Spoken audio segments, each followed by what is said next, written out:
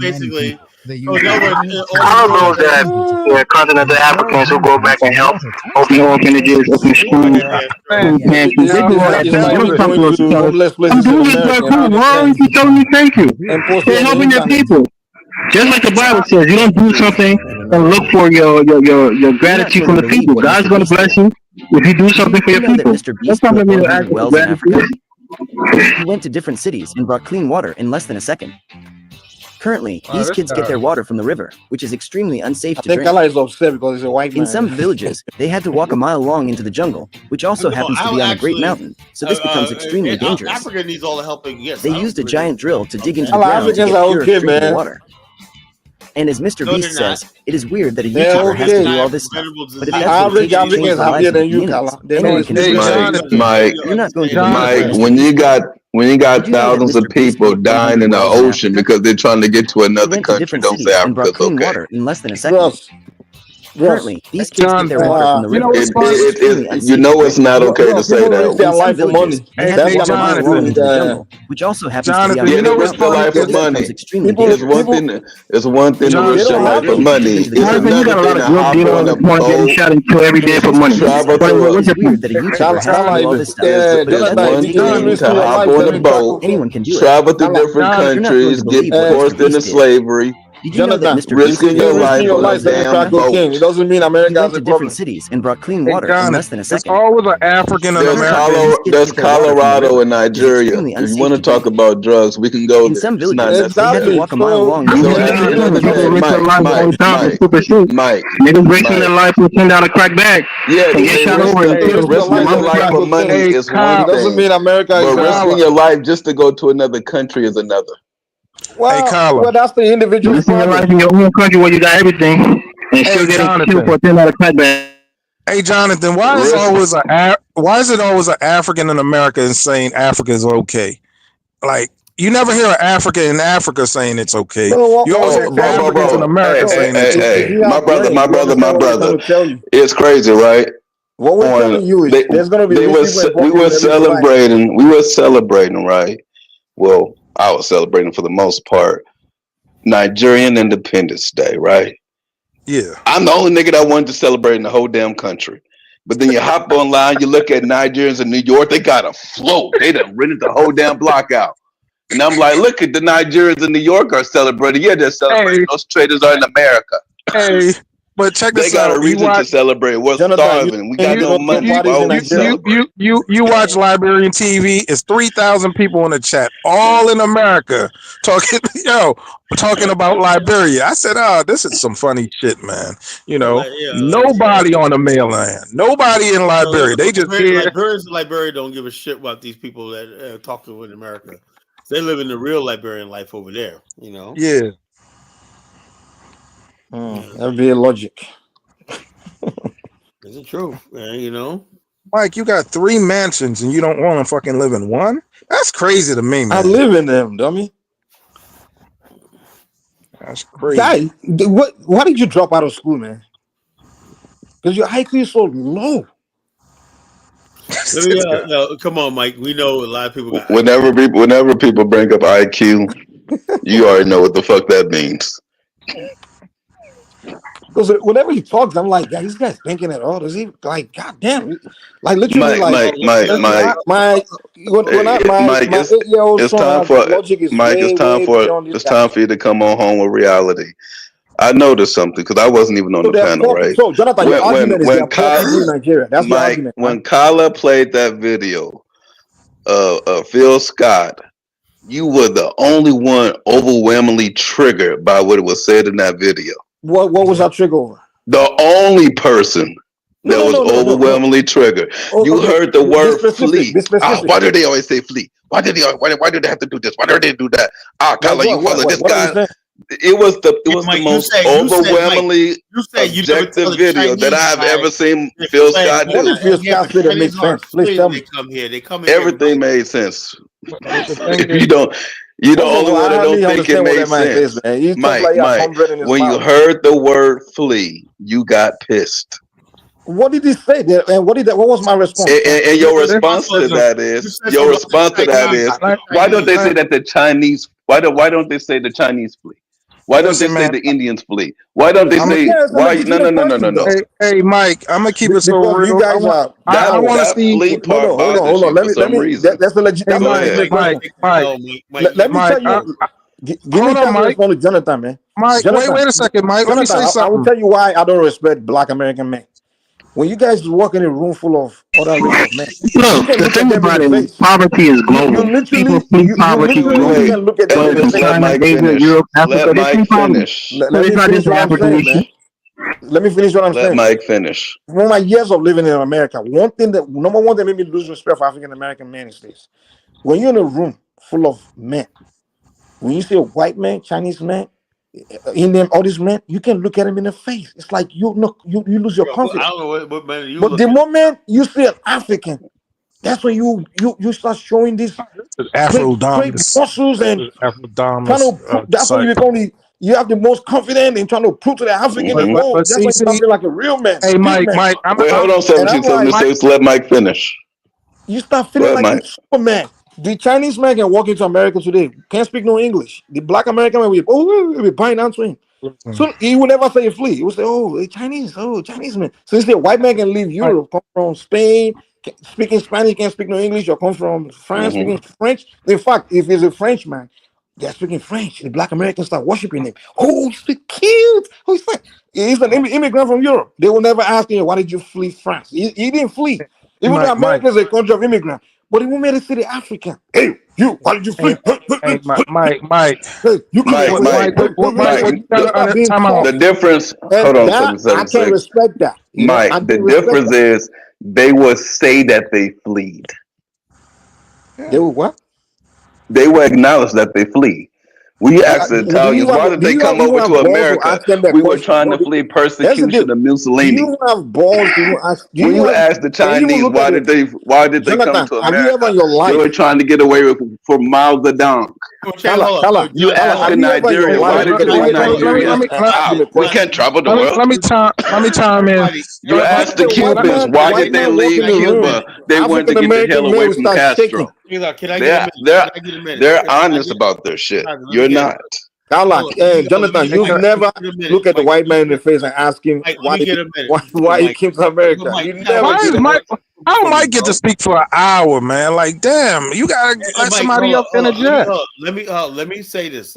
Right now, this is thing is heating up. Right, somebody named Chef. He's a Liberian. Chef Tumanani, whatever, Boom Shakalaka Ware says in a sticker on Facebook. My boy Phil Will, he owns a Monrovia Lounge in Dallas. I meant to go sit there when I was there a couple months ago. I couldn't make it. He responded to this guy. He said, next year, Africans we're all going to the Essence Fest. This asinine idea of boycott won't stand, right? And then my boy Phil Will said, he goes, Africans at home and abroad have a divisionist spirit. We do everything to create some kind of divide that has absolutely nothing to do with overall well-being. That's true. You know what I'm saying? Why antagonize and inflame something that's already there? You know? I don't understand that, We're trying our best to hold off these stupid ADOS FBAs. It doesn't help when Africans get online saying stupid shit like this, Like what I say, like for me, my goal, I really want to see Africa modernized. I want it to become a first world country. Like for me, when I watch documentaries, they're so disheartening that I have to go watch Abraham. Wait! I gotta go watch Abraham Traore AI, like his army, his navy. I know it's a lie, but it feels good, man, to see like a 1,000,000-man army with Abraham Traore at the front. I know it's a fucking lie, but sometimes, hey, don't talk about the Messiah like that. Don't do it, man. Abraham Traore is the Messiah, man. The ignorance is just too much. Ugh. He's the Messiah. Shout out to the AES, man. I mean, I support AES and whatnot. Look, Molly just recently said this is another thing. I'm not trying to offend nobody when I say this because I'll give him some props. He has something you've been wanting for a long time. He has a country. No. Let me say this, right? Now, I had no idea. Now, when people always talk about colonialism or not, what do you think of? You think of England, Belgium, France, whatnot. I had no other motherfucking idea. Canada is a fucking beast. I had no idea. Then it dawned on me, Canada is a part of France, French, Canadian, whatnot. No, the French Canadian Corporation, right, was a Malian military plane. Canada is English and French. All right, let him talk, man. have to correct him, though, man. tons of 'cause he dropped out gold, right? too, man. They were trying to bullion. They were trying to export our thing, basically seize the mine in their own country, right? And the French are like, the Canadians like, what's going on? They're shutting down operations, and they were trying to bring some refined. See, in other words, what I'm saying is this.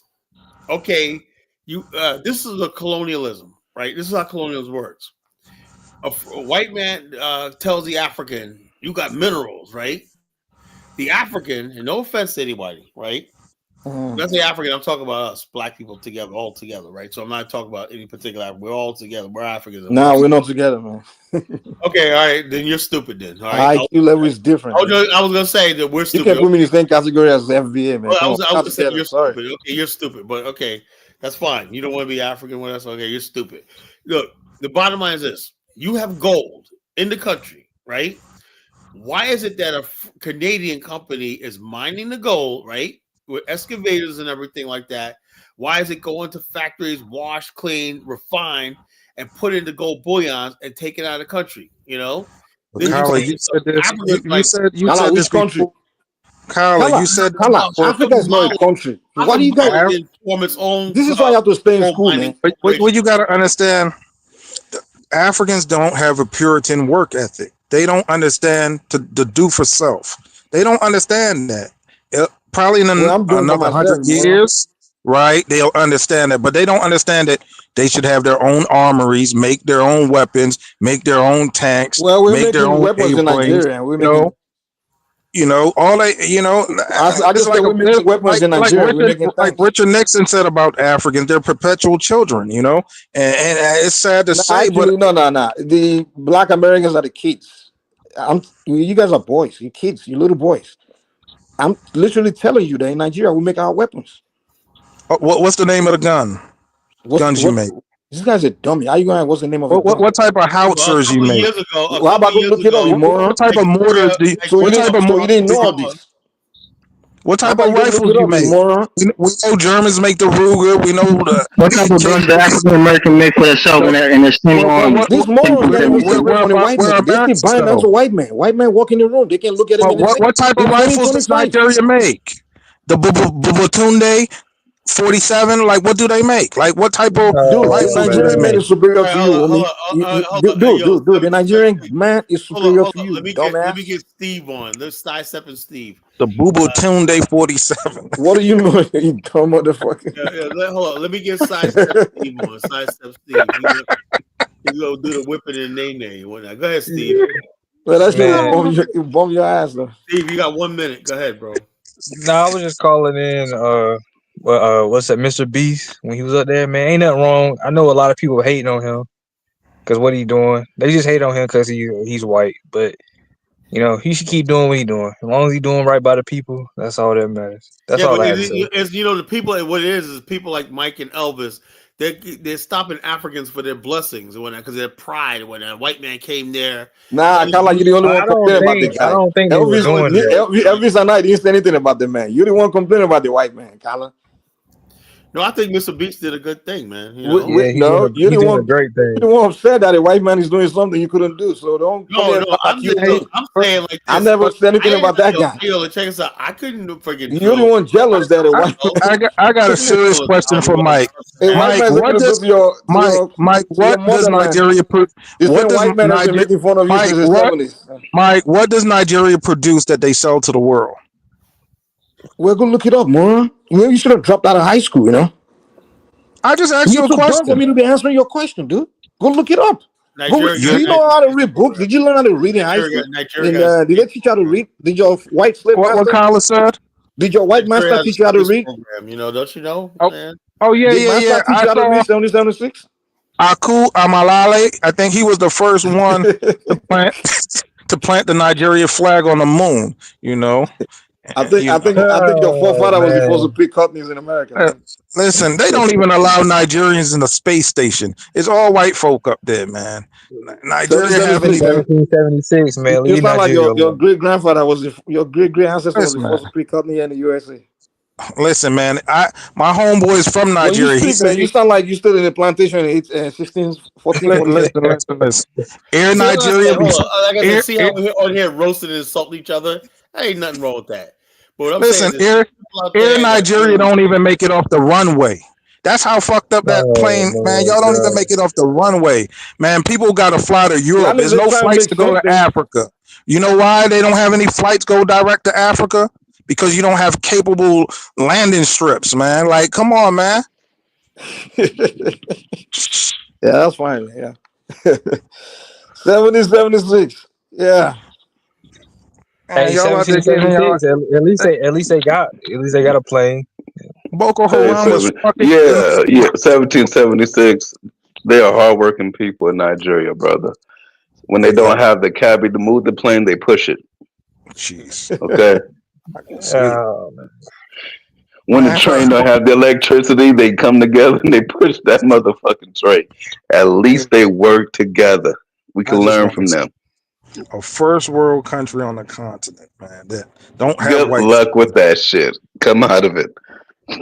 yeah, we could always It's not happening. And we could always visit them in Africa, but you know, but like Biggie Paul said, it was all a dream. For the magazine. Not the limousine. You know, it was all a dream. Hey, man, we waiting for FBA to come over there and show us how to, be these first world countries, man. Yeah, you got to be a first world people. You got to first believe. Well, Kala, you've been living in the first world. Kala, this shit is really on you guys, man. You know what you have to do to be a first world country? Kala, you guys have been living next to the white man all this while. You haven't learned anything from them? Electricity and the basics. Once you believe that, Kala, country, you know? Kala, really the shame is on you guys, man. You've been living next to the white man. It's still a first world country than a third world country. Kala. You've been living next to the white man for centuries, if majority and you can't even learn a single thing from the white man to bring to us. Kala, you know Africa's doing bad when the Caribbeans complain that they're poor, but you could drop all of those Caribbean countries in Africa and they will be the top countries in Africa. Really? Every last one of them. Look it up, Mike. You'll be surprised, Mike. No, honestly, if they, do you know that the poorest? Look at this guy. Do you know that poorest? You drop Barbados in Africa, and that's the number one country in Africa. No, actually, you drop Jamaica in Africa, that's the number 2 or 3 country in Africa. You drop Haiti in Africa, that's the top 5 country in Africa. Jonathan, that tells me you're not very intelligent. Look it up, Mike. I ain't just saying it for no reason. Nigeria in every Caribbean country, but I don't need to argue with you because you too. Richard, what do you mean, Richard? We are. Nigeria's richer than every Caribbean country. Richard, Mike, you agree with that? Mike, Nigerians are richer than Black Americans. 3 days, man. But Mike, there's a certain amount of drugs you should never do, and you don't reach that point. Jonathan, do you know literally? If we put, hold on, wait. Hold on. If we put our wealth together, Nigerians. You can put Africa's wealth together. Hold on. No. Mike, you might want to go look that up again. Mike, why do they call? If we put our actual assets together, dude, Mike, why do they call Nigerians nomads? Let me respond to Jonathan. Why do they call them nomads or black gypsies? Because let me respond to Jonathan first. Jonathan, if we put our money together, dude, let me talk, man. Calm down. Damn. Jonathan, literally, if we put our assets together, I'm talking about assets. If is a fucking book. Only immature people use if.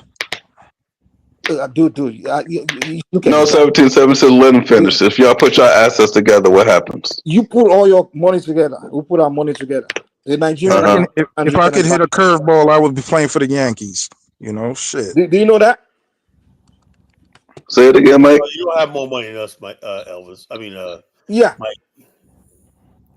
Black America, the home equity in Black America home ownership is like how many Black America home Mike, when your GDP per capita is less than $1,600, what you're saying makes absolutely no sense.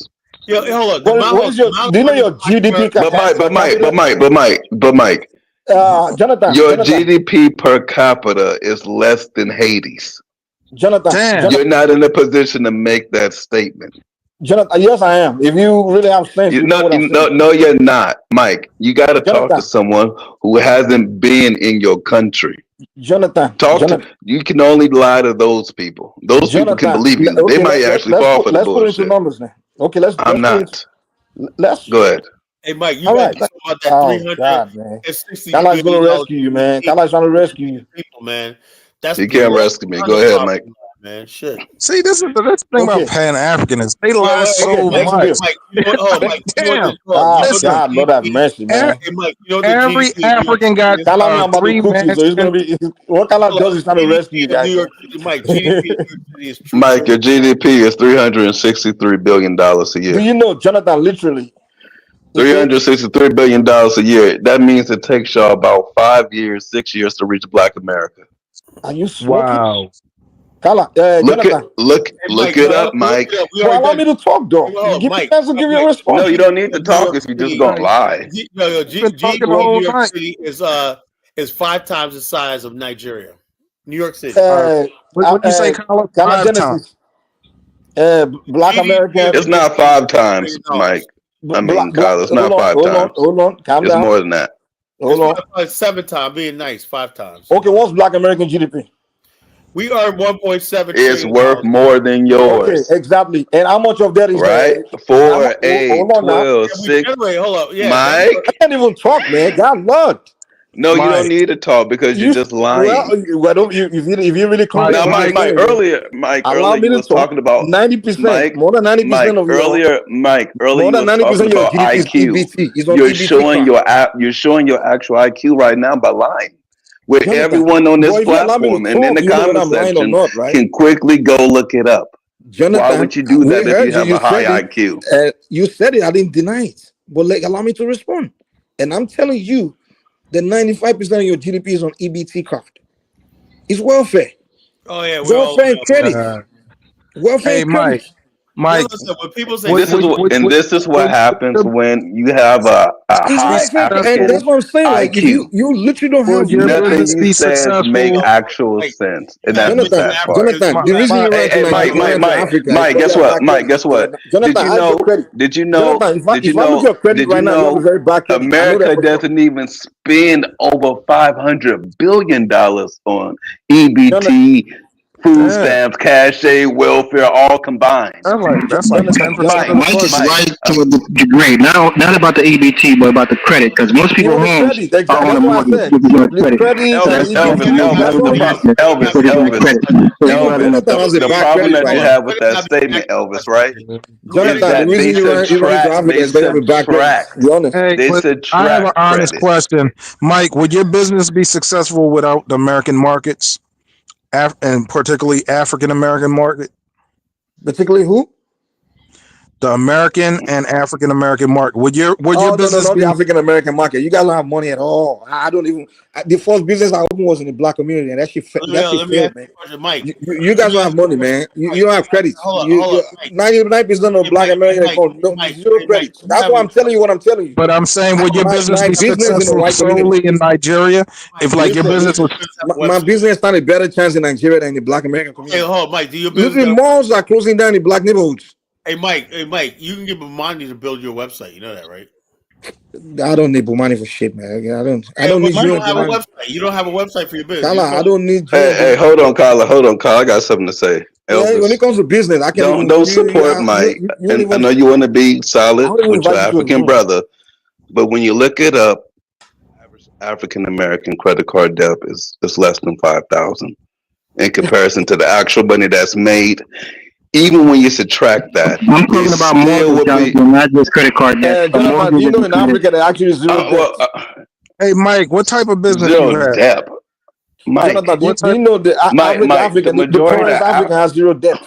At least he has a Mike, land or a Mike, property. the poorest African don't have no land. No, they actually have family property. Every African has a family. Mike. Every African has a family home. Mike, are you telling that to me? It can't be monetized. Jonathan, every African will tell you where his village is. Telling me that you don't think that I know that when Grandpa died, Grandpa leaves just about everything to his firstborn child, and the rest of the family is fucked? Mike, lie to somebody else, nigga. No, it's called family property.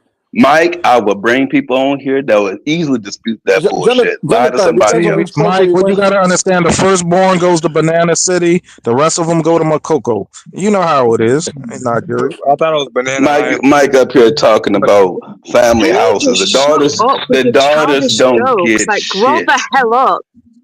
Who's that, Frenchie? Yes, it is Frenchie. I thought you was off the show. I didn't know you was still on the show interjecting. Well, I'm still here. Well, I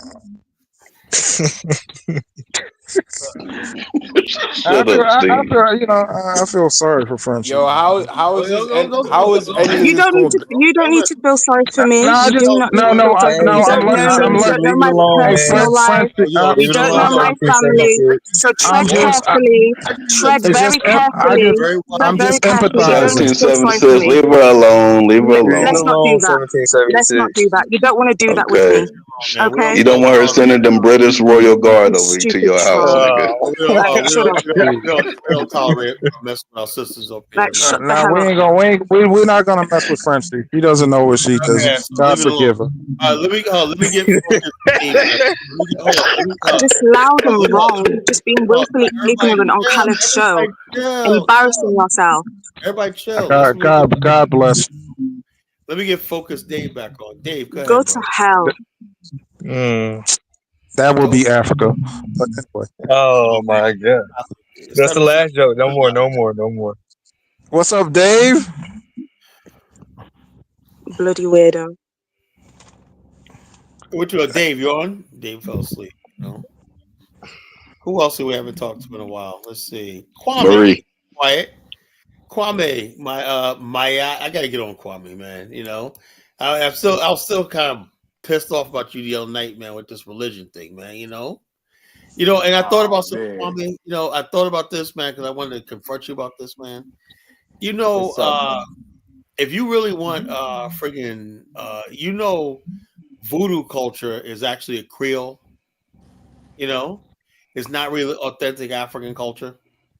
Hey, leave that voodoo alone. No, I'm saying you say it's African. You know, voodoo is no different than the black church. It's Creole. Nah, there's Khaled. Catholicism in there, some everything in there. It's not authentically African. I mean, that's his perspective, but it's still something we created. So if you took voodoo is a mixture of Catholicism, you know, from the Dahomey people, and they spread Catholicism ideology with this show makes me love Africa and makes me want to be westernized. That's not true. Voodoo is mixed with Catholicism. Voodoo is purely African from Benin. At the bottom line, everybody knows it. When they practiced Haiti was mixed of Catholicism.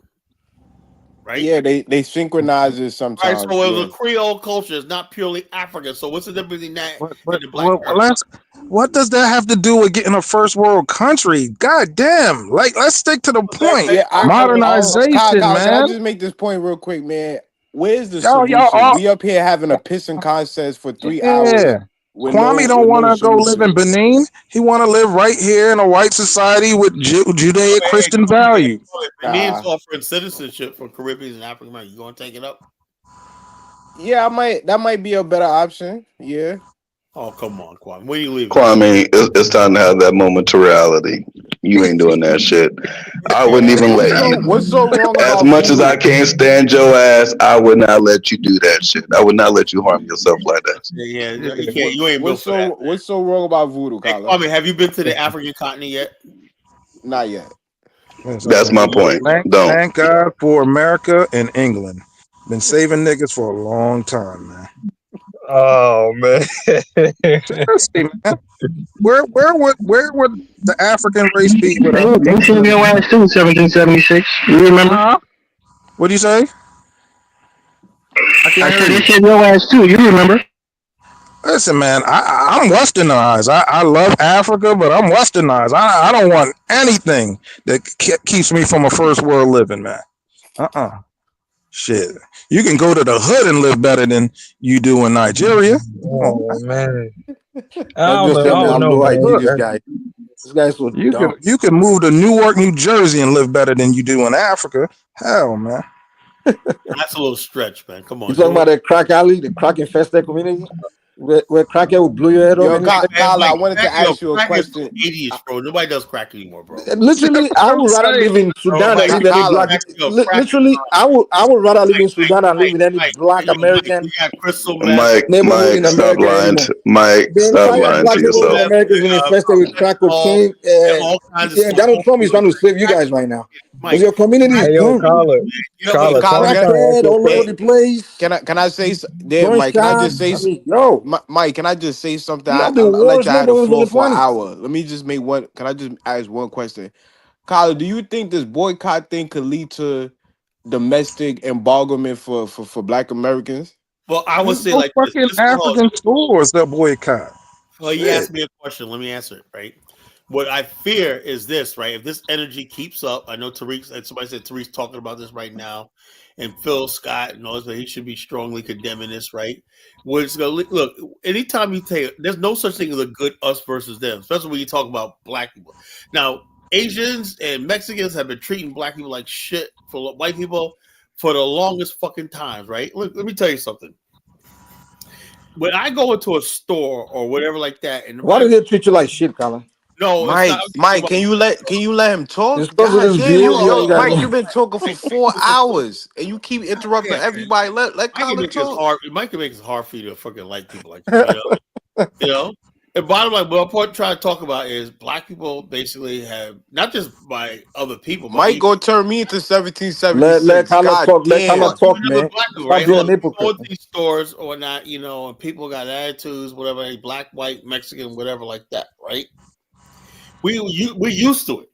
We used to it when basically we go to Walmart. The girl got a nasty stank attitude, what I call stankitude, you know, bad like that.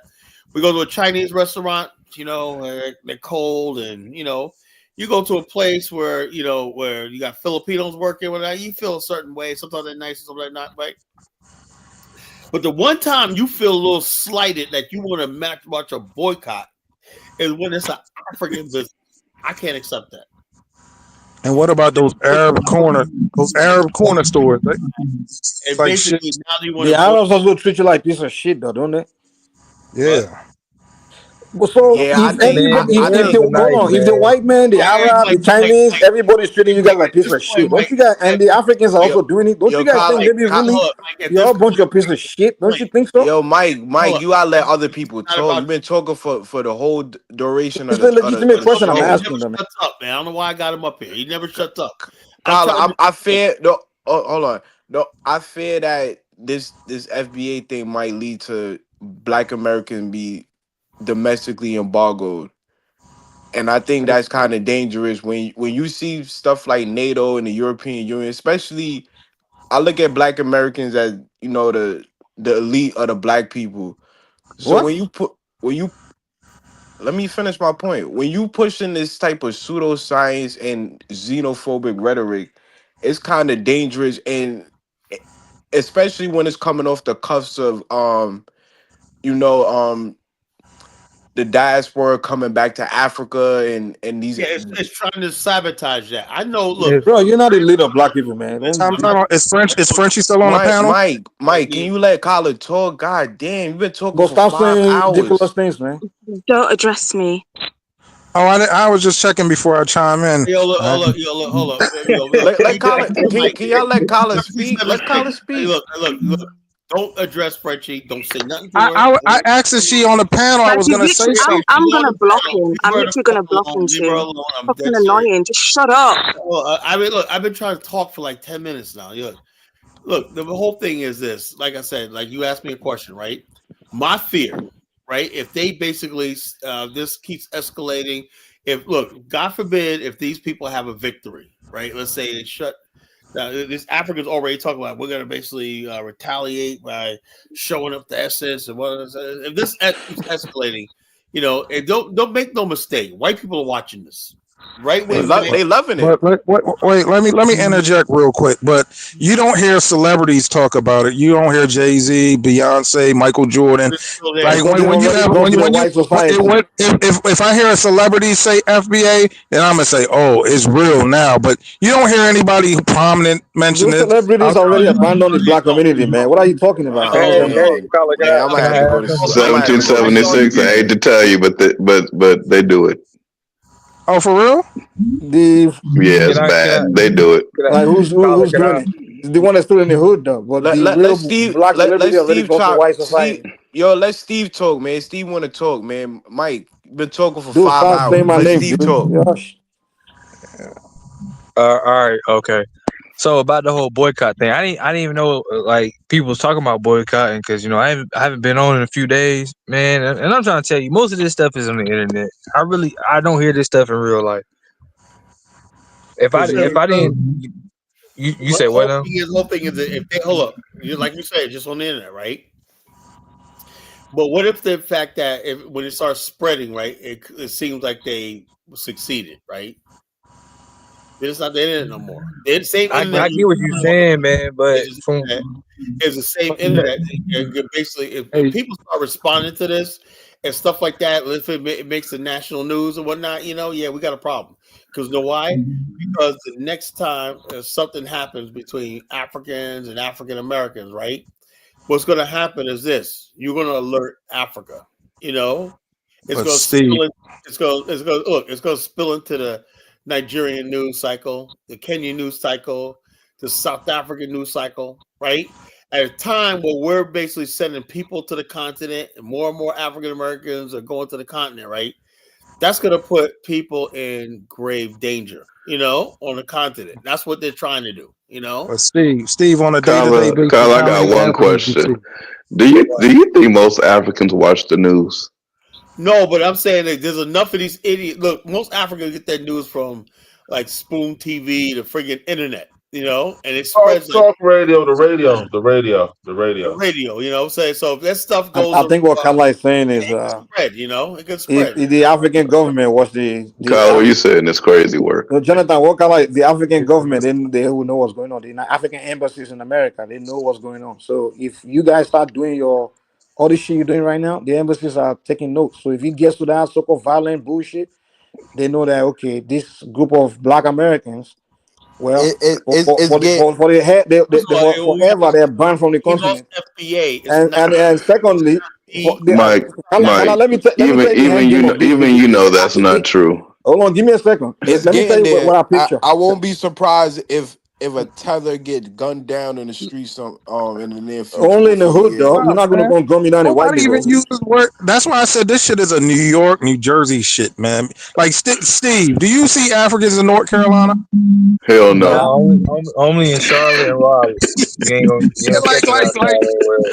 Yeah, man. This is a New York, New Jersey. Y'all run into each other every day, man. It's online thing. It's not really New York anything. But there ain't no Africans in Alabama. There's no Africans in Alabama. Black Americans. None in Mississippi, none in New Orleans, none in Arkansas, none in Alabama. Yeah, the Africans are smart enough not to go to those areas. Majority. Most Africans don't go to black neighborhoods. They go to white communities. Most time I see Africans is on YouTube. Y'all don't go to white communities either. Stop lying, Mike. Mike, there's a problem. What am I doing in white community right now? Mike, there's a problem with what you say. What am I doing in white community? Majority of Nigerians, they're in Houston, Texas. Yeah, the hugest black population ever. The next majority of Nigerians, they're in DC. But they don't live in another overwhelmingly black area. The only Africans I knew. Stop lying, Mike. Time out. The only Africans I knew growing up. The only Africans I knew growing up was Mutombo and Elijah Wan. That's like when I was growing up. Like you don't see Africans on a day-to-day basis. You might run in dangerous neighborhoods, man. It's not like you're not going to see an African business like a Chinese restaurant in every hood. That's like 1776. Those two always went back to their home country to go help out their people. Africans who live in Elvis and Mike. No. Hakeem Mutombo. Frenchie's trying to Yeah, talk. yeah, and you see what they did to Blackiston? They ran game 76. on him, You don't man. see Africans because they don't live in drug infested communities. We got the lady trying to talk. Was that Frenchie or Mari? Who? No, Murray. it was me. That was It was Mari? me. Go ahead. Yeah, No, go ahead. Frenchie. Oh, Frenchie. Frenchie, go ahead. You gotta No, I sound was just alike. going. I was just going to say that I think the FBA movement is very real because I remember after the movie Sinners was dropped, Ryan Coogler did an interview with Michael B. Jordan where he even, if I'm not mistaken, made reference to being foundational Black American. So I do think it is something that has grown and will continue to grow, whether right or not. I I'm don't not think going to there's comment. xenophobic FBA. There's FBA. There's that Oh no, I don't think Ryan Coogler's anti-African. xenophobic. Yeah, he even had the African lady in his the Sinners movie. I don't think he's Yeah, xenophobic in the what's it called? slightest. The head lady, Annie. She was a little cutie, Yeah. you know what I'm saying? She was a Mm. Nigerian British lady. She played that role, Mhm. man. She was so adorable. She played it very well. She played I think that role. I think they call them We need some Nybrits. we need some holy water and whatnot. She goes, man. She got her crew ready for the vampire. I love that shit, man. You know. Hey, caller, like that's. Hold on, let me say this right. Another thing is a lot of people use the term FBA and they don't know where it came from. It's just something they see And online. somebody said They Foundation use Black it. Land. Nobody knows that it's xenophobic. It's your ethnic group, though. What do you mean? No one, Yeah, everybody knows it's your ethnic. That's your ethnic identity. I know, but then people say that, but then Absolutely not. That Hey, is not my Steve. ethnic identity. Steve. But Steve, Steve, I hey was, Steve, you want to know who's responsible for making FBA popular though? Who? People like Dynas, people like Kala, people like I never knew what the fuck an FBA Steve. was Hey, Steve. until I got on these Pan-African platforms. Shout out to Steve. y'all. I was watching this series on Netflix called Top Boys, how like the Nigerian British are selling drugs over there and all types of stuff. It's called Top Boy. When y'all get a chance to watch it, man, just how they selling dope and check it out, man. Nigerian and Caribbean, actually. yeah, it's called Top Boy. It's a good series. They selling dope and hustling and killing. I said, damn. I said, don't When I think about that, when you see that, they'll say, you know something, stop acting like a Black American. Yeah, those black Yeah, bitches, they like to emulate yeah, but Black Carla, Americans. Top Boy's highlighting the reality. This is the reality that happens in hoods in England. It's real. Yeah, but They're highlighting what selling happens. dope. The boy Jamie, he's selling dope. He's shooting people and all that. I said, oh, them Brits, because they call them Brits, Nigerian Brits. They over there fucking that place up. I said, damn, Nigerian Brits. Brits. It's called Brits, Nigerian Brits. No, they have Caribbean rappers like Kano and Gets and some other rappers. Gigs, etc. So let's not just put that all on Nigerians. There's a plethora of groups. It's called Brits. Brits. Listen. Hey, what are you talking about? You don't know this country better than me. What are you actually talking about right now? I You're watched blaming Top it all on Boys Nigerian 1 and 2. Yeah, but Top Boy's just a show. And there aren't just Nigerians on that show. Are you dense? Are you He's a deliberately dummy. just That's being why he's a dense? dummy. He believes everything watching in movies is real. That's what he thinks. That's what he reasons. Top Boy was created by a Jamaican. What are you talking about? But it was real. They was in. How can you say the movie is real? You're so dumb, man. For what? Look. Let me tell you something. The crime in the UK has nothing to do with Nigeria. It's the fact that you're in a circumstance where you live in a white country. But the Jamaicans are high in crime. Crime of opportunity, and so therefore Nigerian youth, Jamaican youth, whoever else is there, white youth, what up in there? I don't want to go against you, but in Top Boys, they go to Jamaica, they re-up, they bring it back to England, and they split it up. They call it food. They call it the food. That's what they call drugs, food. So they be selling the food all through Look, you go to any country that got an underclass in there's going to be drugs. You know. Bomani made a good point. You heard about the rapper Rallo who calls drug dog food? They call it food. The food. Yeah, in America the they food call it dog food. Yeah, you got the food. You know that means I'm gonna sell that dope, man. Do it again, 76. Do it again. That's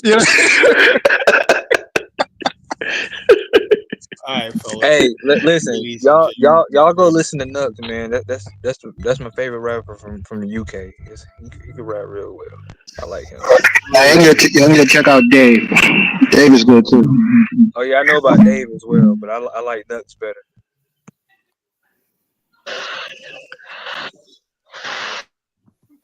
Man, wasted 5 hours with no solutions. Well, I had a solution. I told you. I said, look, Just the a bottom line pissing is, contest. look, let me conclude by saying this. Look, I don't support a boycott because it's stupid. The bottom line is this: black people. Black people have been taking L's for 400 years now. No, 1,500 years. Well, no, I'm talking about Black America. 40 Oh, years. okay.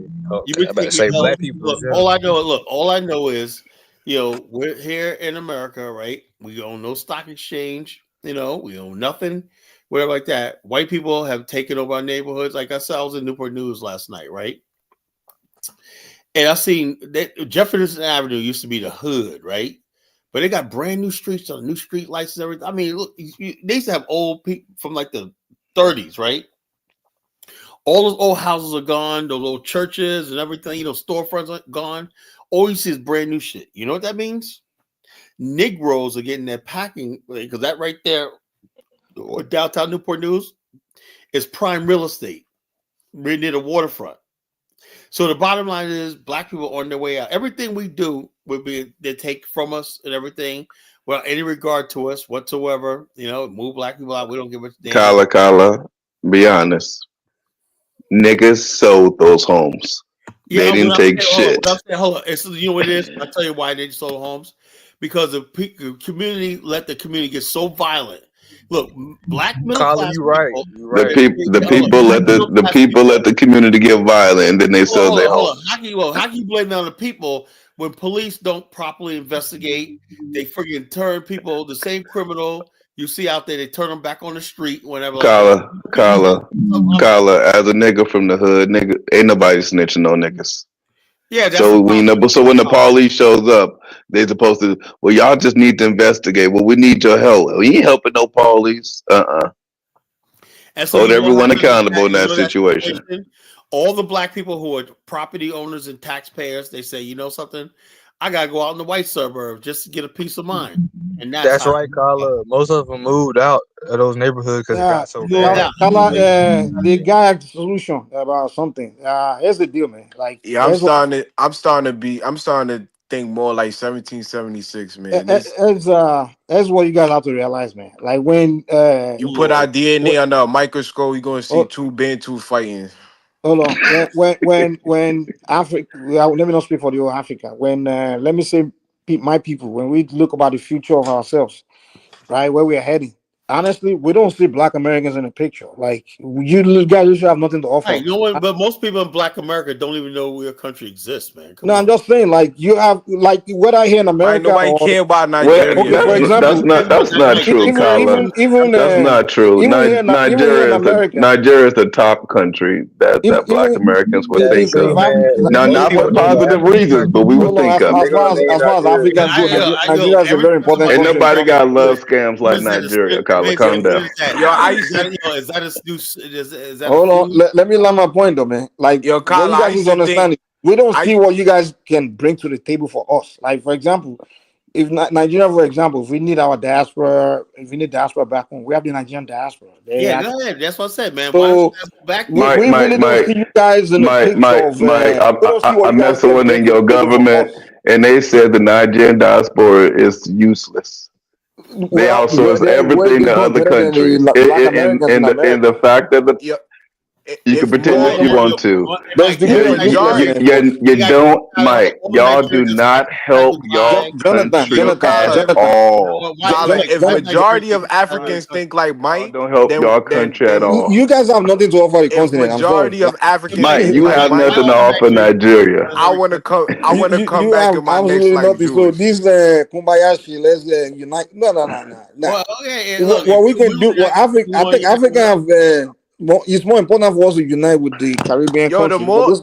the more Mike speak, the more I You can see see how the Nigerian Africans sold president is each other visiting out. Caribbean Now countries. I could actually see the picture how Africans were selling each other out. I could actually see it I said now. that a long No, time it's ago. got nothing to do with selling each Kwame, I other, seen man. it a long time ago. I was You're on supposed to Daddy's know show one that. day. You're supposed to know that Mike already. doesn't represent over a billion No, people, so what are literally. you talking I about? mean, I'm That's not really saying I ignorant. don't wish you The well. way Mike talk, I could see Africans selling other He's Africans for one, but he's textiles one and person.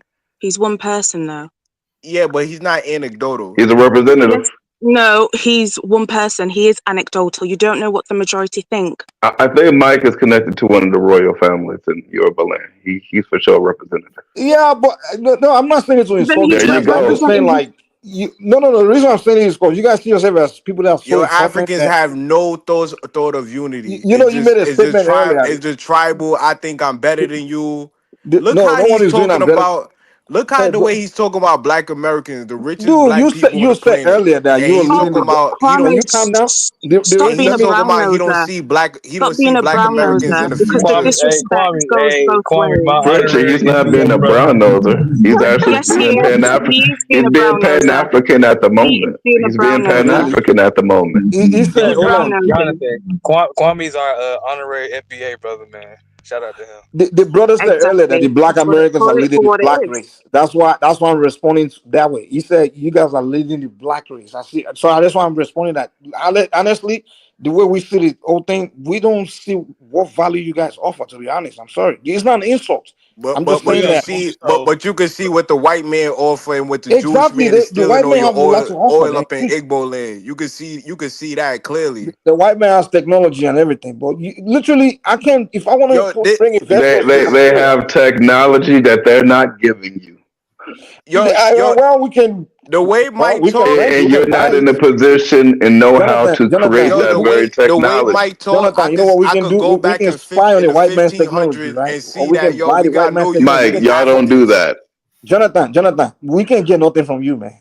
Mike, Black for the Americans have first nothing to Mike, offer. something bothered me this year. Jonathan, tell me what you have to Y'all, offer. y'all, y'all got the Dangote refinery. Y'all got all of this going on. Jonathan, don't shit. And this year, America is exporting more oil Jonathan, to y'all niggas Jonathan. than That's not what y'all we're are to talking about. America. Jonathan. Mike, stop. What does Black And America this have to offer and Africa? his country Stop. supposed to be the giant of Africa. This shit You guys have this nothing to offer us, man. Man, shout out Forget to this. I'm Nigeria, leading man. Y'all you. leave I'm Nigeria Mike, alone. the United Shout out to States is Nigeria. exporting oil to Nigeria. Put Okay. that in perspective. So he's Black Your American number and one government revenue. You have to buy oil from America. Shout out to Nigeria. That's yo, Kala, the more Mike speak, Hey man, the more the I point I'm agree making with is I Dave don't think we that need you guys for maybe the anything. diaspora need Mike, to go back to Mike, Africa and conquer it and colonize it. Well, that's your dream, they man. need to. Oh, Keep your please. pipe dream Oh, going. I've please. been said that. I always said I've for been Your years, said pipe dream, your man, pipe dream going. Yo, cause if the dudes Africans like go Mike, back to Africa and colonize it, they could probably Listen, make man. Africa a better cause place. dudes like Mike don't The think future of globally. Africa, man. I don't see Black Americans in the He picture, think in man. his little box his little world. fiefdom. Well, put me in your own box, then. Please explain to me what you got to offer. And the more Mike speak, I could tell most Africans don't know about the Dude, slave to trade. answer the They don't question, know what do you have about to offer? global They Forget what I don't. history. speak, man. Just They respond to what I'm don't. saying. Kwame, hold on. You heard what Mike said a few shows ago. He was just kidding, but he said that's what they did back in the day. They got rid of people that was useless in the village. Exactly. So why would they want you back, man? You think Hey, he joke? Steve, You think Steve, he hey, joking? I know Steve. he dead ass serious. They got rid of the useless people, Jonathan, right? I don't know how they allow you to enter Nigeria, man. Like literally, they should have just Mike, passport. I help your country way more than you do. Oh, and really? I don't even talk about it. Yo, this is why I'm starting to. I think the Western government should deport all Africans out of all these Western countries. No, I don't think Let them start that. by deporting Let your them. I ass. don't How about think that? that. I don't Let think them that. start by deporting you. Kwame, they gonna snatch you up. He's not white Americans are telling us they wish they can You are replace you such a guys with fake us, man. Pan-African. Ugh. Let Mike and his people build up their homeland and let's see how good they are. The thing But we is, don't though, need you, though, Kwame, man. Kwame, the thing is, everyone always talks about the African brain drain, and we all acknowledge that the best is not in Africa. If the best went back to Africa, How can I you say the best believe is not in they will Africa get when the the richest are in job Africa? done. Jonathan, you making sense of that? I don't think so. The richest Africans are in Africa, and you say the best are not in No, I Africa. didn't say the rich. I If didn't the say rich. diaspora, The if the best are the diaspora richest. don't say Africa, Africa's You finished. know the people The in best Africa are that there. got rich. Mike, The you know the Africans people that in fail. Africa that got rich didn't get rich like you did. They didn't get rich they got selling from the ground up. They didn't do that, Mike. Don't they lie, did it. They did it. Mike. Stop lying, Yeah, you didn't want to give them the money, right? Now Mike. I'm a Stop face lying. Pan African because I keep it real. Jonathan, I gotta be objective. You're not objective. You're Mike, facing the thing, Mike, Y'all let me speak. on one platform, Jonathan, the you richest said Africans in Nigeria is Africa. full of all of It's the the rich in poor Nigeria. that They're can make greedy it and they at least corrupt and they to go get their money somewhere by else. stealing and by doing corruption. You said that Oh on God. another Yo, platform, just Mike, but now on this one, you're trying to talk different. Are you Yo, talking about just the oil imagine, banks, in the UBAs, Zenith banks, 1500s, all those? Are you kidding me? the Portuguese and the British They're coming stealing on the the money. shores of Africa, and then you got these stupid Africans trading Africans for textiles No, and we sold our muskets. useless people, man. This the same type of mentality Mike Olawala got. He's talking about the white man won't Dude, take white man's shit. more important than you, man. The Get lost, white man. man What do won't you have to take offer, shit man? from Africa before he gonna take it from Europe. Kwame. Dude, the white man has more to offer Kwame, you Africa got to than be you, man. What do you have historically to offer? accurate because you just said something that's not true. They did not trade their people for We trade our technology. useless criminals. They got rum That's and mirrors. keep on talking, man. Just like you talk about Black America have nothing to contribute, or Black people in diaspora have nothing to contribute to Africa. You are an self-asset. You know why? Your brothers and sisters on a different. Oh, like Bomani used to be. The Ghanaians have to sell you, man. They need to resell you. Hey, somebody got an echo. Somebody got an echo. Bomani, Hey, the Ghanaians need to resell I you, man. don't They need to know his resell name. you. L, mute your mic. They need to resell you back to Jamaica, dude. Yeah, Mike, that's the thing of it is, and I'm telling you, Kala, I'm literally disappointed by the fact that you let him keep on this. I'm about to get him out of build here. anything with people like himself. I mean, clearly, All he's right, a bye, clown. Mike. First Bye, of all, Mike. if you got Bye, money Mike. like that and you're rich and you're successful, why are you doing on a live talking about the things that we're trying to talk about to solve issues and problems? And then at the same time, too, why you're in America comfortable, your people in your country are suffering. So the fact that some of us go to the country and do business, have missionary, have different things going on in Africa, all Africans who come on here should be thankful. Just like I'm thankful for being in America, being able to get. I'm starting to believe that Africans We should all respect be for each they other. respect foot on their neck. They respect that white man foot on their neck, and that's why they love them. We come with resources. We try to come with opportunities, and we reject it. But The the thing of moment it is, that white, Who is we? the Who is moment we? that What are you white doing, man put that Kwame? foot on their What are neck, you they doing, respect Kwame? that. You haven't even stepped foot on the continent. What are you doing? Yeah, Who is we? Bomani's doing something. Carla's doing something. Jonathan, although I don't agree with everything he says, is doing something. What the heck are you doing? I got an opinion. I can share it. I'm No, judging no, no. off what Mike Exactly Olawale what is I saying, thought. and I'm Exactly what I thought. judging off. Big What are you Pan-Africanism. doing for Africa? We shouldn't start the I'm doing something for my country. That's what I'm doing. Crickets. What are you doing? I am What are you doing actually for Cameroon? younger than you, What are you doing for Cameroon? and I am doing things. Like what? Actually, What tangibles you doing for Cameroon? All right, let's get the work with children. Let's not get I into have all this. an orphanage. All right. I pay children's school fees. That's what the fuck I do. All right, Imbecile. You got it, Mike. Stop come on, man. You disrespecting got the what you rest of said. us that are Now let me trying to get do Musa things, you know what I'm on. saying? Some of us are actually out there Somebody trying to do came good, up and here. we may not be the Please. richest, but you know we're all trying to do good in Africa. And for the people that's Is objecting it us, time man, for me to you speak? guys, what are y'all doing? So yeah, it's time for y'all to tell us what y'all doing so great. Since everything that we talk about, we're doing in Africa or doing for other Black people is like, oh, it's not enough. It's that so well. Like I wish Elvis was still on here. But I mean, come on. But Marvin, it's time to colonize. It's time to colonize Africa. I mean, who's this person with this That's on? not I gonna mean, happen. I don't see the name. That's I your mean, fellow family, the thing of it is, Jamaican, if you're man. not here to support the things that Kala is pushing and talking about, why are y'all on here? And that's why, Kala, you're a nicer guy to me. Because remember, when we used to do the live, I had a whole lot of people on the block list because I refused for them to destroy our narrative of us like coming together, having a good conversation. Yeah.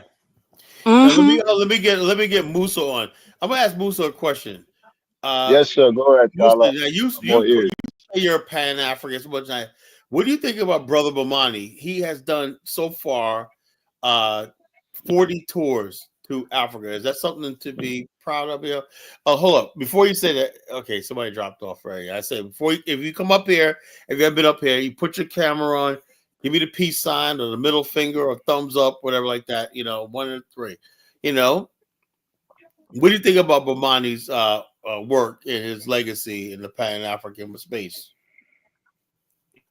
I'm with all his credential. I think he's doing a marvelous job. My thing is, look, I mean, first and foremost, Carla, I'm not a Pan-Africanist. I'm Right, too like but hold up.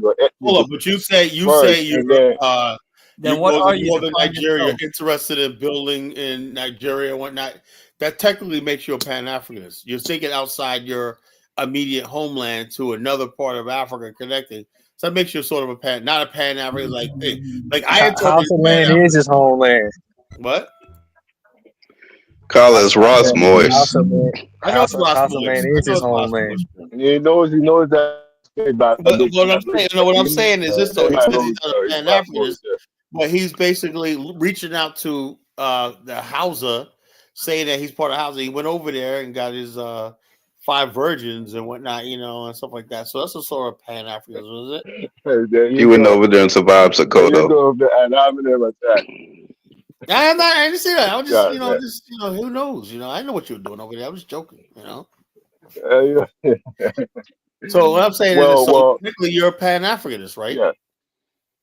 Yes, yeah. I wouldn't call myself a Pan-Africanist. I think in order for you to be a Pan-Africanist, I know a lot of you may disagree with me, but I'm going to say it anyway. I think you need to know which ethnic group in Africa you came from, and that's not that's the exact opposite of Pan-African.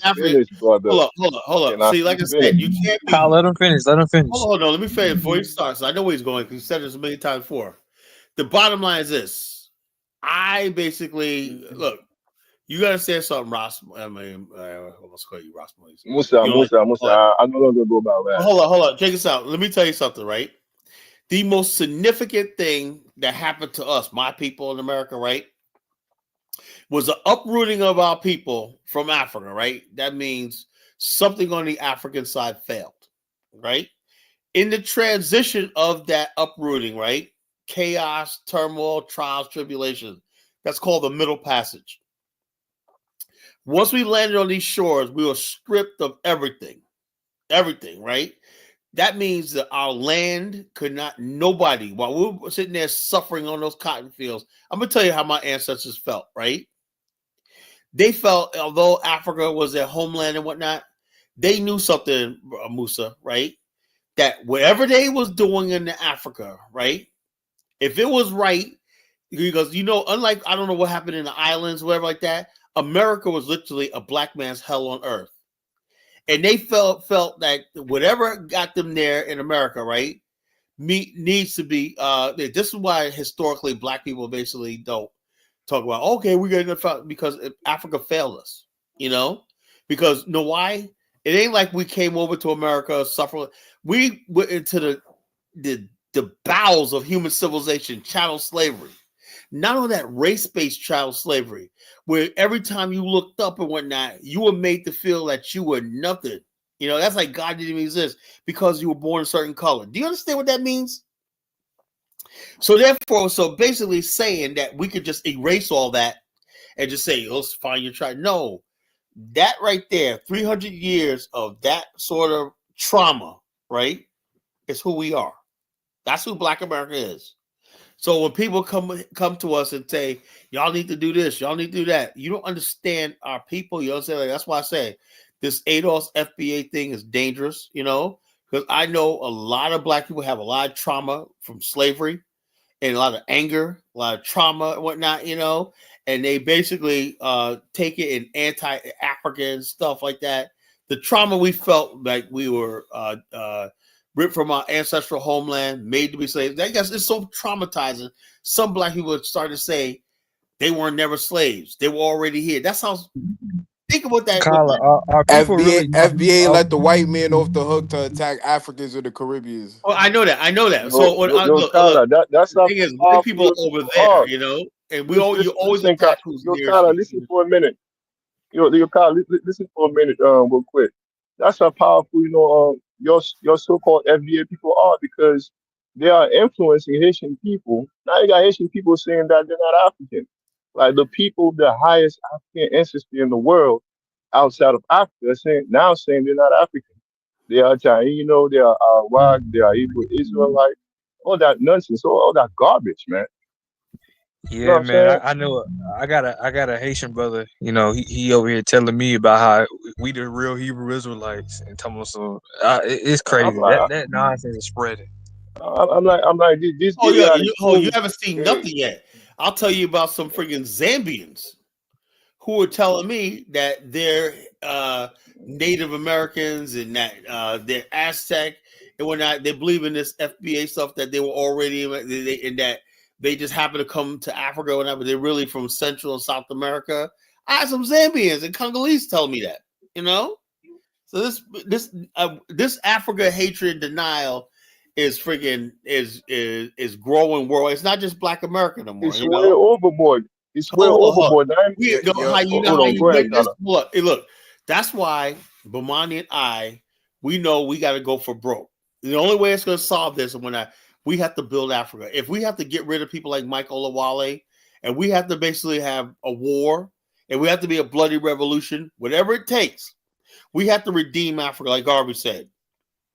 Because until Africa stands up or not, we're going to have this. And when people hate themselves and whatnot, you're basically another form of slavery. That's what the white man wants. He wants the black race to be freaking slaves. How you slave? You make a person hate themselves. And we just making it we Exactly. just making it easier for the white man. He just kicking his feet up like Carla, I don't even gotta do much no more. let me say this. Let me say this real quick. Very I easy. knew Here's Mike Go ahead. Olawale. They blame slavery. Yo, look, the bottom line is this. Mike, slavery is the reason why your country's backwards, you know?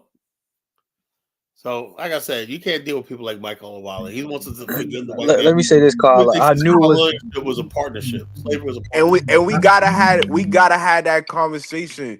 We can't just say, yo, no, Africans was involved in the slave trade. We gotta have that serious conversation.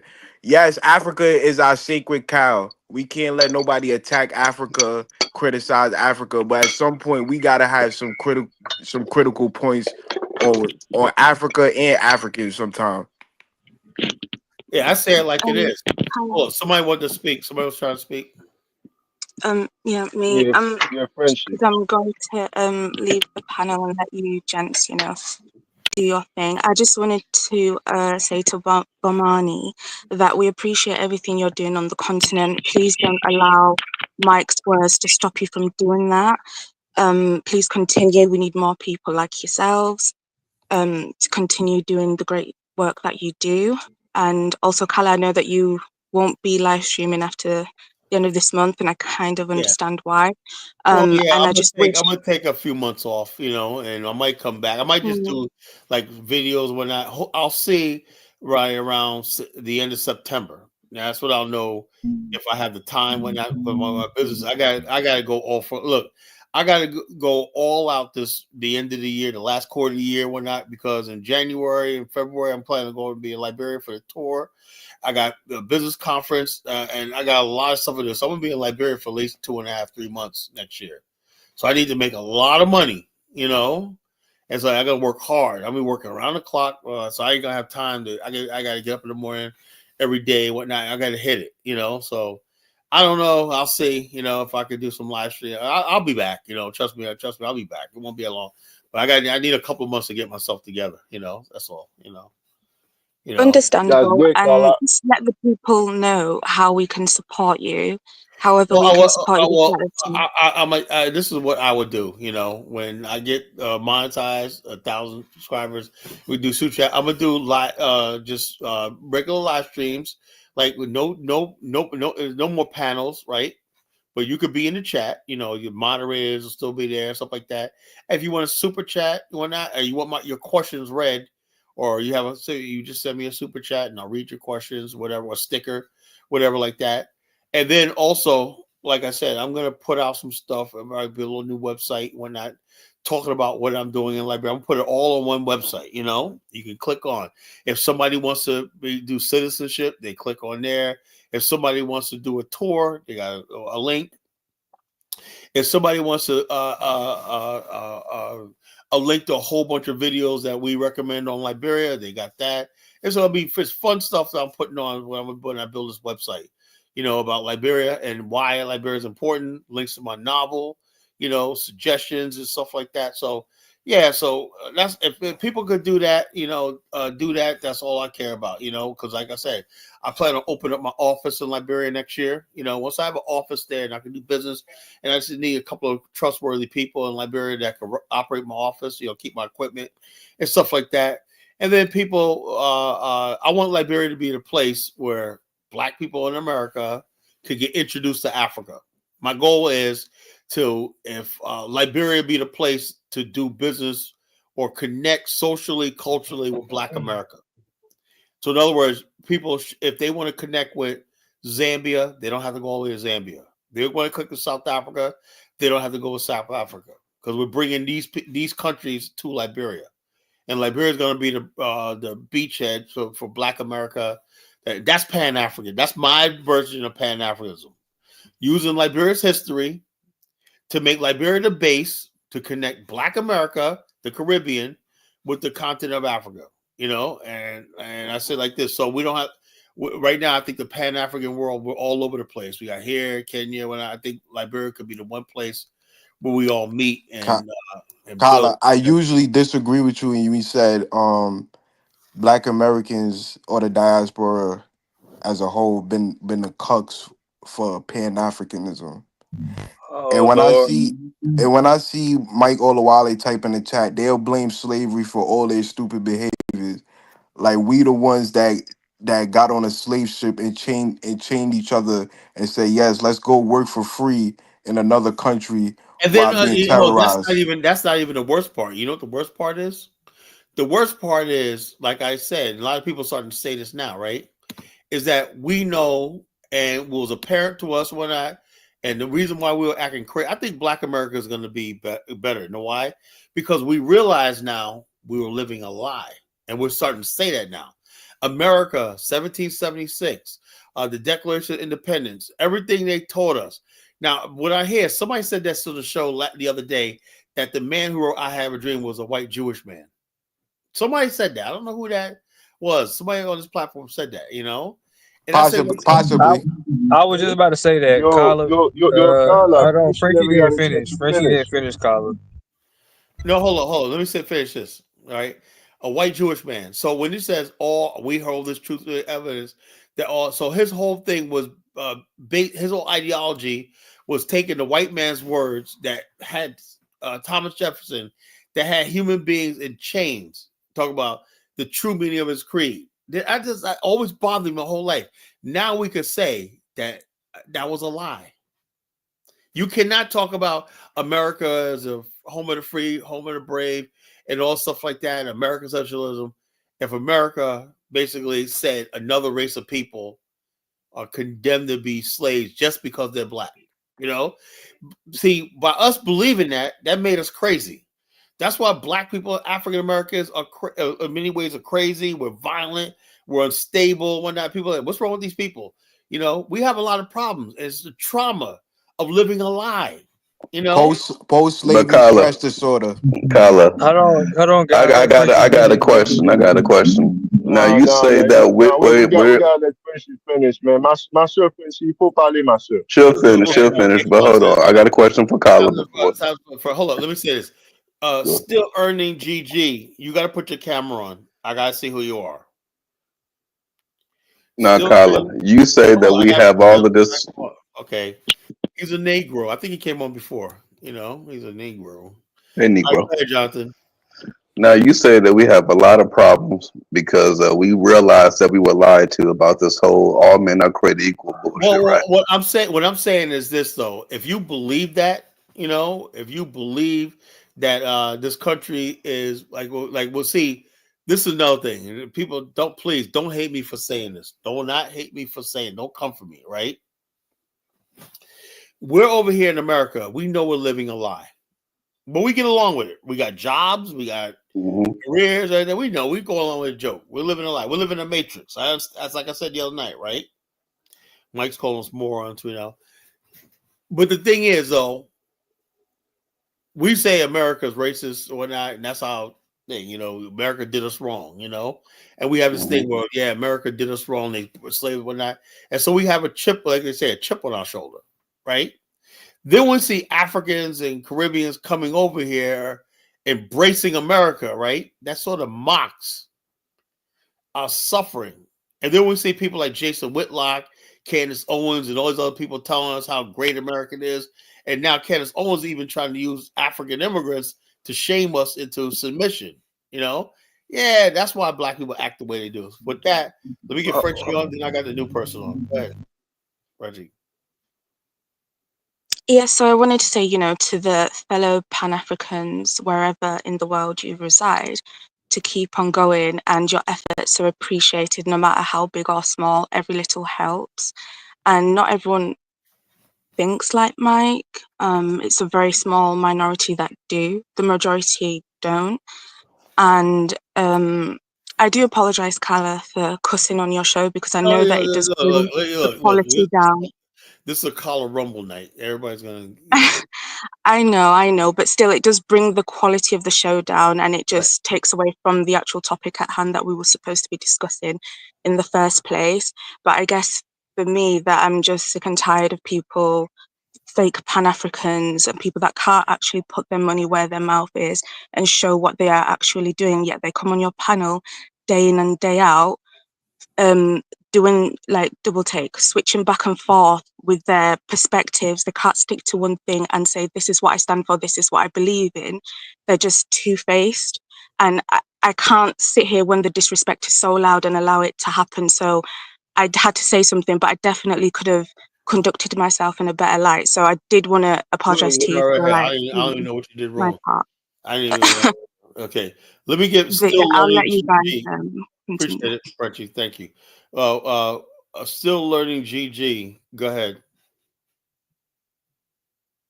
I wanted you to elaborate, because when you was alluding to us being violent, you know, the words you was using to describe the white tyranny that's been imposed upon us while we're in America. Are you privy to Dr. Joy DeGruy in the book called Post-Traumatic Slave Syndrome? Okay, what I'm trying to say is this, though. You know, and I know, Black America, we're very volatile. You know that. You know, we got it. I'm volatile. We don't all like that. We're very volatile and stuff like that. You know, look, when I'm in Liberia, you won't know until you go leave the country. You go to Liberia, right? I see like my driver. You know, you'll see another driver, and they'll say, "Yo, fuck you, fuck your mother." Put that. Then 2 minutes later, they're smiling. You know, I'm really serious. I said, "Damn, if that was America, somebody said fuck your mother, somebody be laying out dead." You know. I'm just serious, you know. I'm not kidding. So I'm saying to myself, why is it that our music, you know, death, destruction, killing, raping, maiming, all like that, boom, boom, boom, boom, boom, with a beat, boom, boom, boom, boom, kill this nigga, kill that nigga, blah, blah, blah, blah. When I'm in Liberia, Africa, whatnot, the music that you hear playing on the radio and people's cars is peaceful. They don't have a millionth of what Black America has. These people living on $1 a day, yet they're so peaceful. And I only conclude that it's America. And as I said, if you take black people in America out of America in their own environment where people in power look like them and whatnot, you will see a calming effect. You know, and I'm just telling you to tell you the truth. You know. Because the bottom line is a lot of Black people, what it is they know they're going through this anger over slavery. We still haven't got over slavery and everything like that, right? And so therefore, instead of dealing with white people, right, we freaking vent our anger on Black immigrants, you know, and people that we think we could beat, you know, we could pick on, you know. Kala, Kala, that's a horrible lie. That's a horrible lie. That's a lie, man. It's very simple to explain, because earlier when you were talking about how we had the post-traumatic slavery, the idea that, you know, we're in a country that's not ours, and and we're never really a part of it. We were sold by the very place that you're talking about, that is so peaceful and so lovely.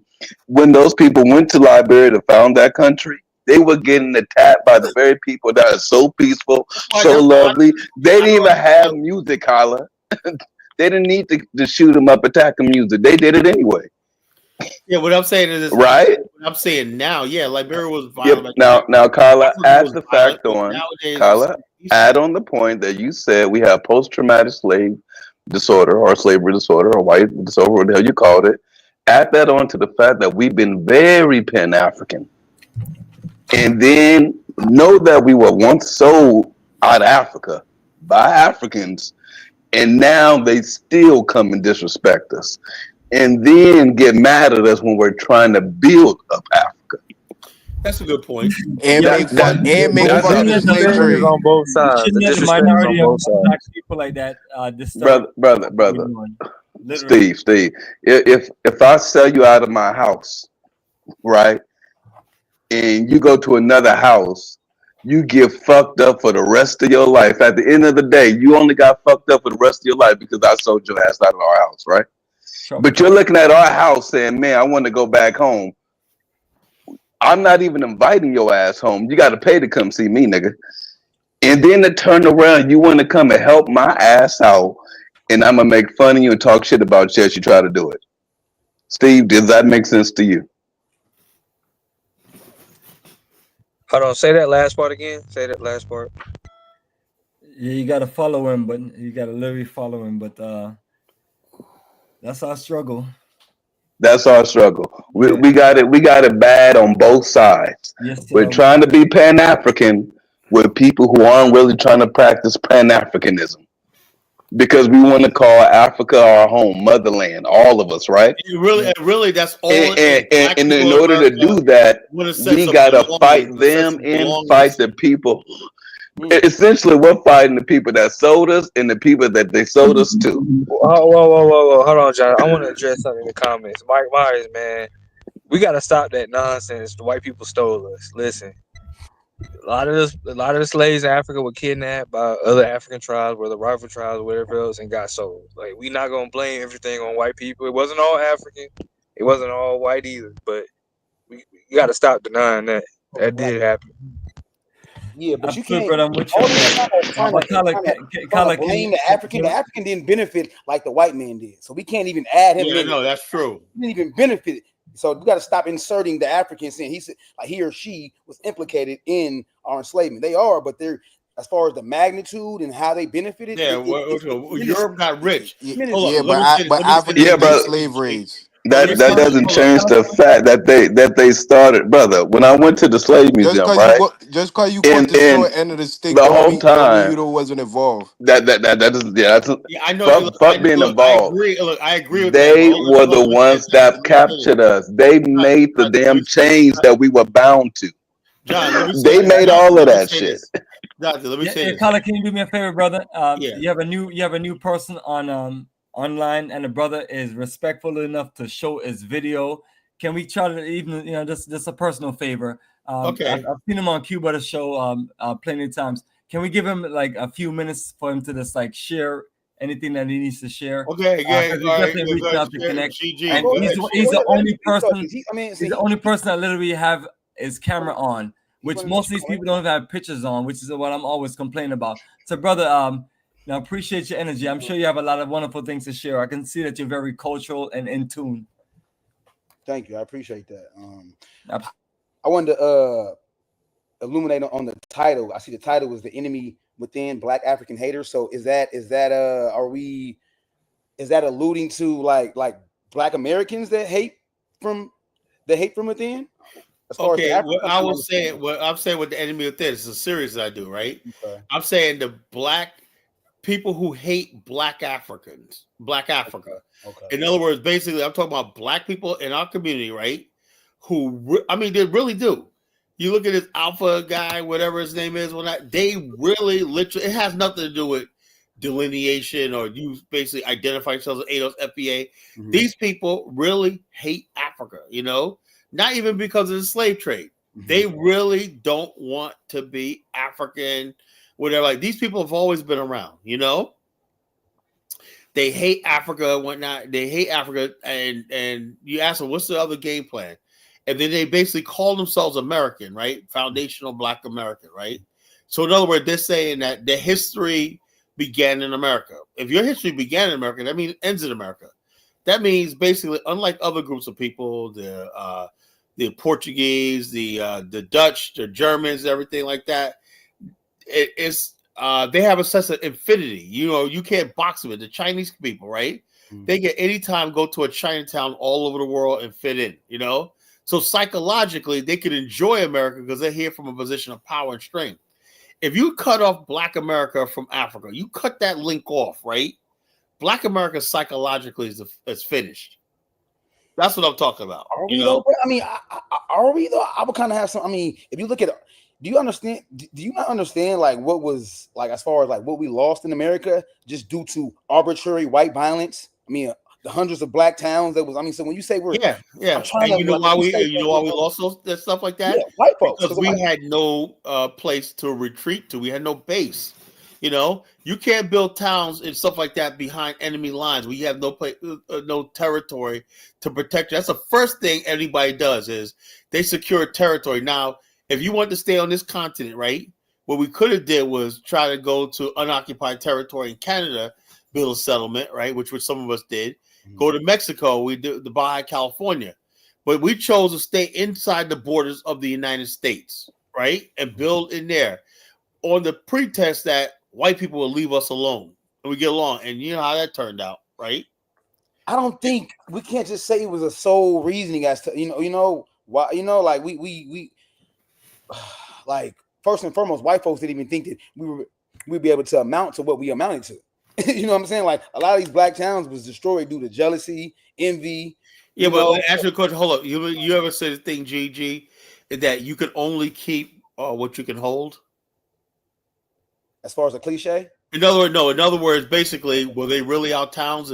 If somebody could take some, if you have, let's say, a bag of money, right, and I have a gun, right, I'm broke. You have a bag of money sitting on the table, right? I decide, you know something, this money will be better off in my bank account than sitting here on your table and belonging to me or not. I got the gun. You can't do nothing about it, right? Did the money really ever belong to you? No, because in order for you to have a situation where you invite somebody in your house with a gun, right? Knowing fully well you can't defend yourself, whatever like that. Like, that's the same thing in Black America. We built these towns up. I disagree, brother. We had no means to defend them, you know? I disagree, brother, because like I'm just thinking about all the particulars pertaining to Tulsa and how we was whooping that ass. So I mean, we got dude, man. We took it out. Until they started using military planes, bro. We was putting belt to ass, bro. Black people initially will stand up, but then when people start coming in from other states, because at the time they were building roads and higher, just like Wilmington. Wilmington was thing. You had people coming far away as Texas, converging on Wilmington to burn it to the ground and overthrew a democratically elected government. You know, that was black. So the bottom line, you could not protect yourself. We was in a situation where the federal government was supposed to protect us, right? We were supposed to, in the Constitution, people understand. So the Second Amendment means you have the right to bear arms, right? People think bearing arms, right? Think of what I'm about to say. Means just owning a gun. No, it means the fact that you could form militia, and not only could you bear arms, if you felt threatened, right, in concert, you could use those guns, and it's justified. That's what it means, right, to bear arms. Not just freaking bear them and just hang on like people, just dumb Negroes walk around to I'm fighting my Second Amendment right, and all they do is carrying a freaking rifle on their shoulder, but bear arms, man, you had the right to freaking use that weapon to defend yourself with territory, because they'll talk about against Indian attacks or pirates, marauders, whoever the hell else. You had a right to defend yourself by having an organized militia. Why wasn't that Second Amendment rights extended to black people? In other words, basically, let's say a white mob came in there and we had an army assembled, right, a militia, and we fought back and repelled them, right? When we tried to do that, the federal government came in, arrested us, and hung our men for defending themselves. That means we live in a situation where the Constitution didn't apply to us. It wasn't enforced. Yeah, you're absolutely correct. So the only thing I come to the conclusion is, if we're going to build anything, it has to be on the African continent, and it has to be territory that we built on top of that we could defend.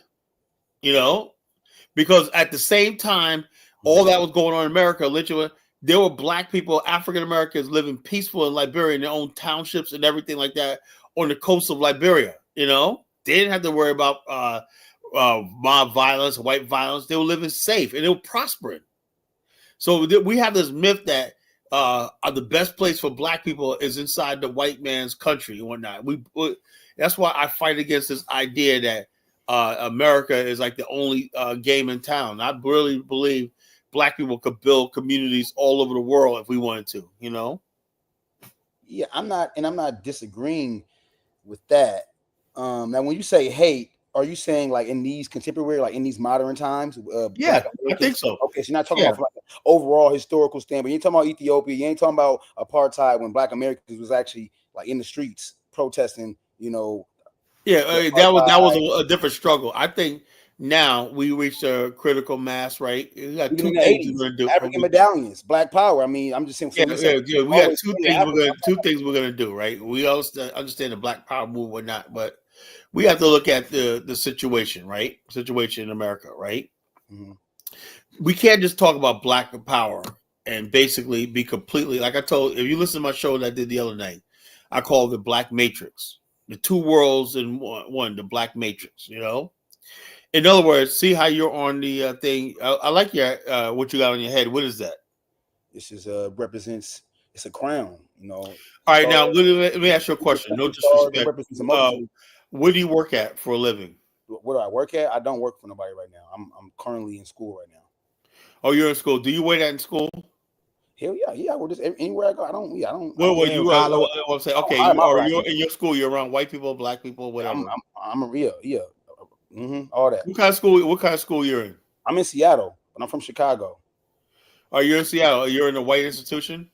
I'm in Seattle, so that's actually has the most black people as far as like. All right, so okay. So what I'm saying is, hey Colin, can I make a point when y'all done? Okay, let me finish. Okay, so what I'm trying to say is this. We all have black power in our own little spaces, you know. We get on these chats, we have our little meetings and whatnot, and we go to our churches with our family and whatnot. But in reality is we all gotta live in another matrix, which is called reality. Mm-hmm. And reality is always basically controlled by the people who are in power. There's one world you live in that you find peace and comfort in, and whatnot. You're around your peeps and everything like that. Mm-hmm. We have never translated that world into our reality. You understand what I'm saying? In other words, that world that we find peace in, like Black Power, but that love, people, happiness, Queen Hapshika, whatnot, you know, herbs, sun, moon, and star, and all that stuff like that. Dude, I go way back, man. You're a young guy, man. I go way back, man. I've been in all kinds of movements, right? Mm-hmm. That thing is like all good until you got to punch that clock Monday morning at Mr. Charlie's job, whatnot, you know? Mm-hmm. So we have never basically had the situation where all that stuff that we believe in translated to how we make our living. Oh no, it does. I don't know, but I ain't gonna speak on to no. But I know what you mean, though. But yeah, I'm known for like for let's say, I know, yeah, okay. Yeah, I know some people get by with that. But the majority of us got to work out here in this world. We got to go into the white man's world. We got to do this stuff like that, and it's all good. Like, let me tell you something, man. I never forget this shit, right? I used to there was this one brother, man, that used to be, we used to have this place in Norfolk called 35th Street, House of, no, what was it, 35th Street, you remember this, Bomani, back in the days in Norfolk, 35th Street, not the House of Conscience, Brother George, right? His wife, Sister Sarah, used to go to Ghana all the time in Norfolk, what is it called? 35th Street. So like something, I forgot the name. It's been so many years, right?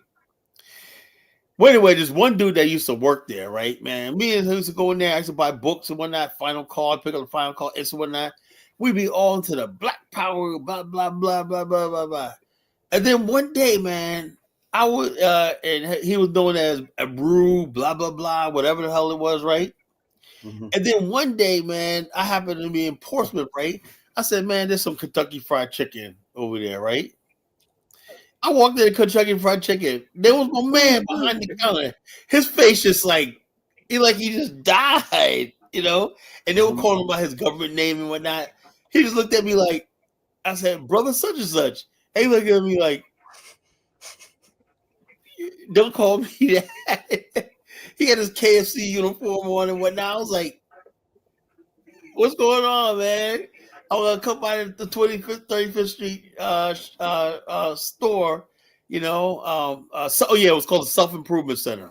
You know, Self-Improvement Center. Mm-hmm. You know, but he just felt so ashamed that he had to work at KFC in his real life. Why though? I mean, I don't know. You can still have your dignity and still Because the bottom line, he communicated with me, man, this is a Black Power movement, blah blah blah, and we're gonna do this, Black Power. And then, man, you know, if he would told me, yeah, he's working 3 jobs out, because he made it seem like he was part owner of that place, right? And that he was talking about black economics, not working for the man, all shit like that. He was talking and whatnot. Mm-hmm. And then, man, I couldn't believe it, man. I came out of this place, man, in Portsmouth. I had a restaurant inside of a nightclub, right? Mm-hmm. I said, man, I went down there. I said, man, because he was telling me, man, don't get into all that, man. You don't want to be around that negative influence and whatnot. And also, next thing you know, when I went there at KFC and wanted to get something to eat, man, he comes from behind the counter, man. I was like, damn, man. That dude was so embarrassed, man. He was like, yo, man, he couldn't say nothing, man. Then he stopped working at the Self-Improvement Center because he felt humiliated because although he was talking all the Black Power and stuff like that, he knew he had to work that job to pay bills. Because he was telling me he had a new line of something, you know, he was selling oil. He was selling oils. You know, back in the day, that was back in the 90s. That was the whole thing. Those oils, you know. Mm-hmm. Everyone was selling those little capsules of oils, whatever. Yeah. And I used to go buy oils from him, incense, whatnot. You know, he said, man, we talk about black business, whatnot. You know, we do this, whatnot, blah, blah, blah. Man, I saw that nigga at KFC, man. I was like, damn, my whole world crashed, man. You know? It's not even funny, man. Yeah, I'm not laughing. Like it's like it is kind of funny though. It's like when you, I mean, like how you conveyed it to me. Like if you're expressing that you make it seem like you don't work for the white man, and then I find out that you do work for the white man. Then you're gonna be disappointed in that because it's. I mean, you know. But that's all of us. Everybody in the Black Power movement want to front like there's some, and the only person I know that's really like that is Bomani. You know, is the only person I know. This brother out there got his business, you know, he really lives this. That's why I said I won't tolerate disrespectable money, you know. He's out there living the freaking life we could all dream about. He makes all his money with black people. He does tours with black people. He lives this shit, you know. He's a real thing, you know. Well, let me get Big Black on. Come on, Big Black. What's going on, brother? Yeah. Kyle, gotta make a point. I wanted to make a point real quick. Go ahead. Make it quick, brother. Why are your mods blocking me? Every day I come up here, I defend Africa. Look, the mods do. Look, I don't know. You must have pissed somebody off, man. You know. The minute you gotta unblock me too, bro. The minute I critique Africa, they blocking me, talking about they removing me from Telegram chats. All I try to do. You was in that Telegram group, Afrosphere? Huh? That Telegram with Ja, you was in that group? Yeah. And they were Kwame, you know you're not allowed to say the African soul people. Yeah, the minute I critique Africa, I'm two-faced. I'm a fake Pan-African. I gotta fight 4 or 5 people on African culture, African religion, just Africa in general. The minute I critique Africa don't do it, man. They block you from the chat. They crying. They talking about they removing you from Telegram chats. All right, brother, man. Sorry about that, man. You know, make amends with the Moderators. Okay. Free my Let me get. brother Stand Kwame, on man. business, Kwame. Stand on Free my business. brother Kwame. Apologize, Kwame. Just apologize. Hold on. What I need to apologize for? I Telling the defend. truth.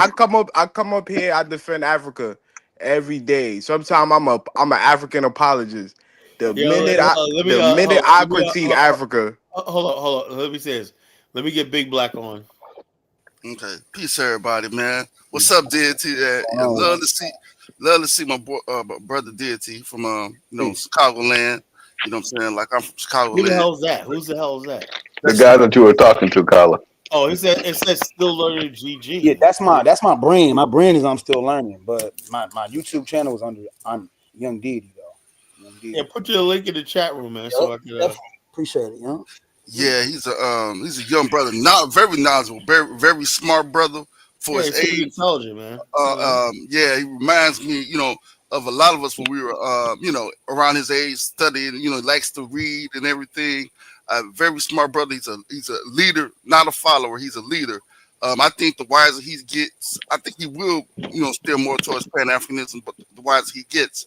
But yeah, this brother, man, for his age, the knowledge that he has, the brother is very smart for his age. So I'm glad to see you. Wow, Big Black is the fan. Congrats, Big Black. You a fan, brother. That's good.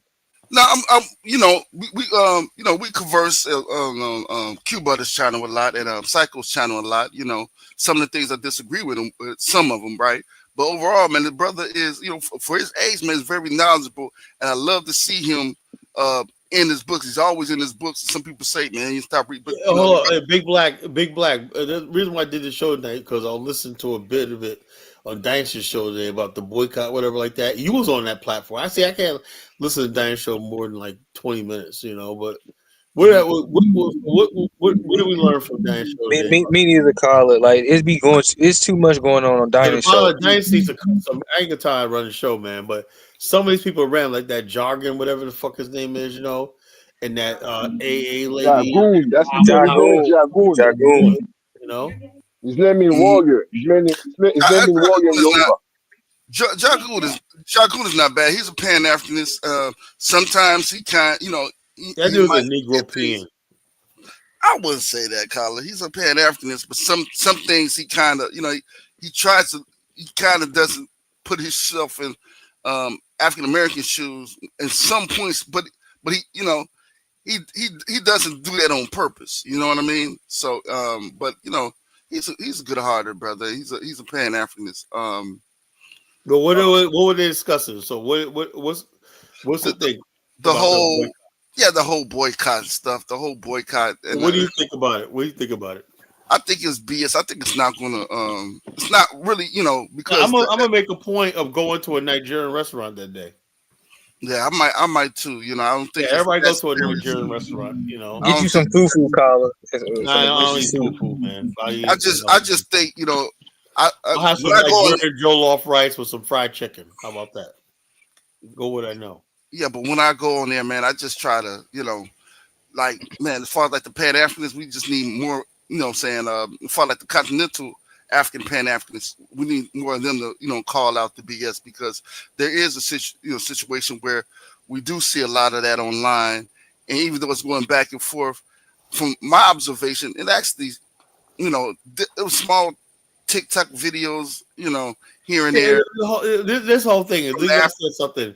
Big Black, right? TikTok, a lot of these Africans that basically like this, they know that they can't come up to you in real life and say something. They can't talk about their government. They feel powerless. But one people they basically know they could do to trigger people and get a response, whatnot, is so-called American Negroes, because we're like a sitting duck, Hey, we the same way, Carla.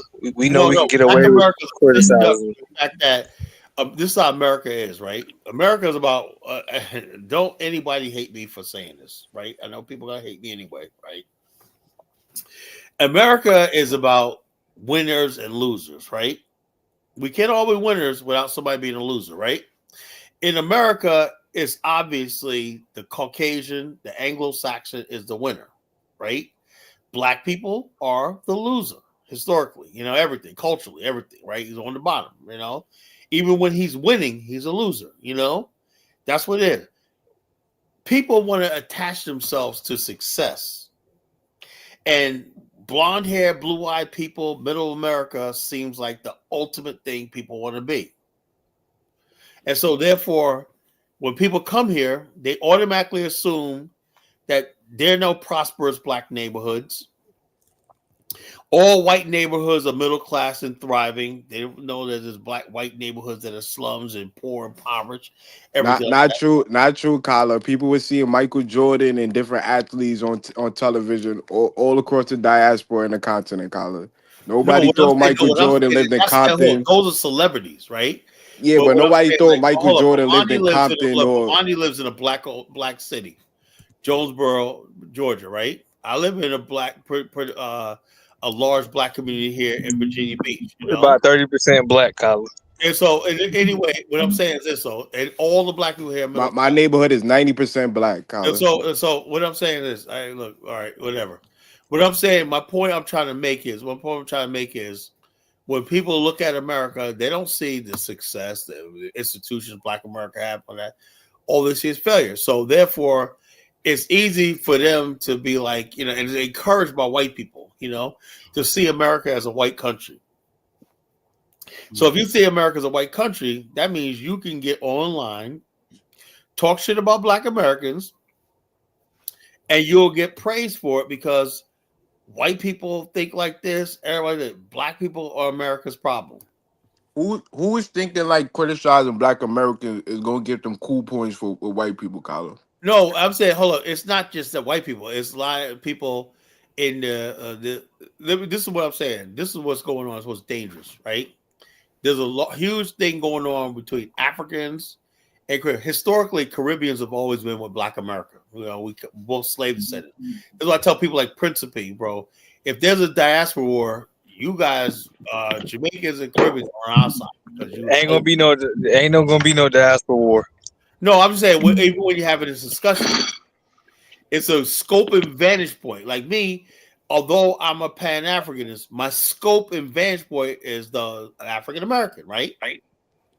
So what I'm saying is this. So why? Because I came to this. My ancestors came to this country, and basically I was enslaved here one night. And these African Americans are my people. Even though I love all Black people, these are my particular people. This is what I talk. In other words, I extend my hand out from Black America. I'm not extending my hand to Black America from Africa. That's what Principe's doing. He's acting like he's in Africa, extending his hand to Haiti and Black America. No, nigga, you're not African. You're a Haitian. I'm just dead serious. He is an African. He's African DNA. No. That's bullshit. He ain't no damn African. He ain't no damn African. He's a fucking Haitian. Steve, lying to yourself is not the way to go through life. And the bottom line, look, when I call this out one night, I tell it like it is, And I see this stuff all the time because that's divisive. When Black people in America see that, right? That you're freaking willing to call yourself an African just to attack Black America, right? That's a problem, So that's a serious problem, Principe is not African; he's a Haitian, Musa. Is I said not genetically African. He's African. What? He's about African. He's about as African as I am. Genetically, he's African. That's bullshit. He's not African. Sub-Saharan African. He's African. He's African descent. You understand the difference? He's right, African but descent. genetically, it doesn't he's matter African. if you're genetically. You don't just basically say I'm genetic. Culturally, historically, his heritage, who we came from. You cannot erase the fact that his ancestors were brought to Haiti, enslaved and whatnot. That's who he is. That's your identity. I mean, I watched a documentary, right? There's Africans in Africa that got, taken to different places and, under certain ethnic groups with slaves. So, yeah, what I'm trying to say is this, though. Let me tell you something, because you've never been to Africa, right? When you go to Africa, you understand what I'm talking about, right? Although I'm in Africa, was Liberia. People basically, okay, we're all Black, whatever like that. But I know that I'm not a real African.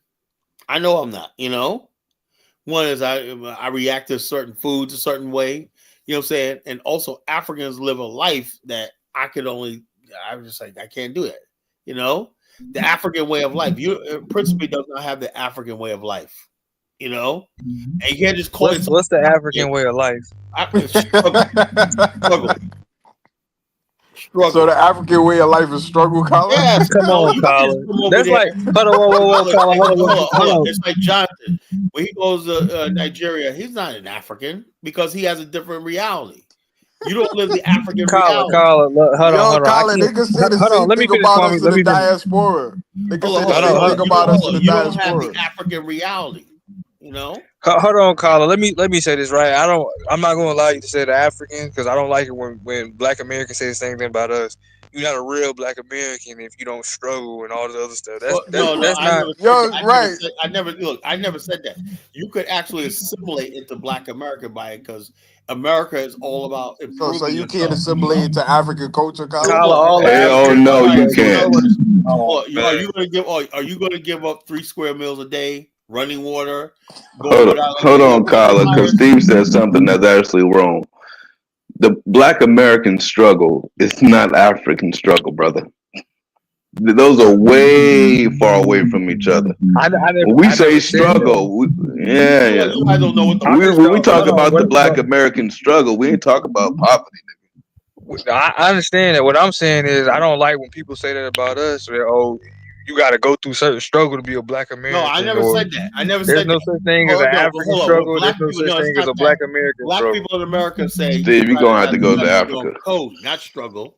Be on code. You understand where you belong at? Like what you call when Africans or Caribbeans come here and you see them be the only Black person. You can always tell when a person's Caribbean African. They'll be the only Black person in a group of whites. You know, that's cat. I'm dead serious. That's hey, Jonathan, what's your experience? When you see that one Black guy with a bunch of white nerdy guys, Colin, that's not true. I see some Black Americans like that too. Like the other week was at Walmart. I'm not gonna lie. I'll just assume it's a nerdy ass person. Yeah, I just assume it's just like a nerdy Black. I assume that. Colin, what Haitians have you ever seen with a bunch of white people? I don't see Haitians with anybody. Nobody wants to be around them, you know. So Haitians not around everybody but Haitians. But I'm talking about. But you doing business with a Haitian though? No, I don't. What are you talking? Who? You ain't say in your last couple lives that you doing business with a Haitian lady from Florida? No, I said that I don't know who she is. She's an agent. She has an agency like ours, but she made partnership. You know, I don't know who she is. You know. She has an agency in South Florida, and she says she got the monopoly on the Haitian population. So if you got one person that got a monopoly on a thing, you know, it's like Kala, how you gonna say nobody want to be around Haitians when there's some of the Haitians Haitians for the most part only like being around other Haitians. You know that, right? Kala, you don't live in New York. I don't know. You're not around Haitians. You don't live in Florida. I live in New York. Haitians been around. But Kala, that's every group. Every group generally prefers to be around their own people. Yeah. Right. I went to school with Haitians, Kala. I mean, I ain't know they were Haitians. I went to school with Haitians, right? And all of a sudden, like I said, when I was growing up, loved them, everything like that. But one day, man, a bunch of them came to my house and wanted to fight me and whatnot. You know, they wanted. Kala, what did you do, man? They was like, you're gonna stop this whatever the fuck they were saying, you know. They all showed up at my house when I just wanted this Haitian girl. And what's Haitian? Yeah, she told me, your brother, man, I always say something about Haitian. I didn't say nothing about Haitian, you know. I just thought what did you say? You know what it was? Haitian kids, I was always jealous because they always got good grades. You know? So you was just jealous of the Haitians. Hold up, they always got good grades. They always did things like they was always on the band. They was always in geek clubs and whatnot. They was always on Honor Society and whatnot, you know. And they were always hanging around. They was always cool. And all my Haitian friends always dated white girls, you know. So come on, Kyle. I'm dead serious. That's cat, man. I never seen a Haitian dude with a white girl. I could say I don't even see Haitians with white. My boy. I ain't gonna say his name, right? Because he probably listens to the show, right? he basically was with this one chick, this white chick, whatnot, that we all knew, whatnot. I didn't mess with her, right? Everybody in the town had this girl, and she was burning niggas, you know? This nigga got burnt by this chick, right? And his mom, Elsa, he was talking about, they were talking about breaking up. His mom went through some voodoo thing when that don't lose that white girl, Patrick, you know? So I don't know. It was really weird, you know? You know, they was thought that was the thing. You brought a white girl home, you know? Even though this chick was nothing but a fucking town hoe or not. You know, everybody's like, yo. Kala, you act like that don't exist in all black cultures. No, not like that, bro. No. I actually want to. It's different. Like, what's that Nigerian dude who got killed by his girlfriend, stabbed? The one in Florida. I'm not saying ain't black Americans is out here dating white girls, but I feel like when it comes to some Jamaicans and some other blacks abroad, their psychology of white people is different. It's like, different. That's what I said. They do. They don't see color and race like we do. But that's because they come from majority black country. So yeah. So when they come here, we're saying like this. I would like to say, you know that dude that basically Michael Owale's colors, that big Nigerian dude, the muscle one that always shaking his ass. All that cool. Yo, he needs to bring a sign. I'm a Nigerian. You know. Eating watermelons and shit. But you have to be fair to the Africans or the black immigrants, well, especially the Africans, because the biggest statues they have in Africa are of white people. I mean, the judges over there still wearing European wigs.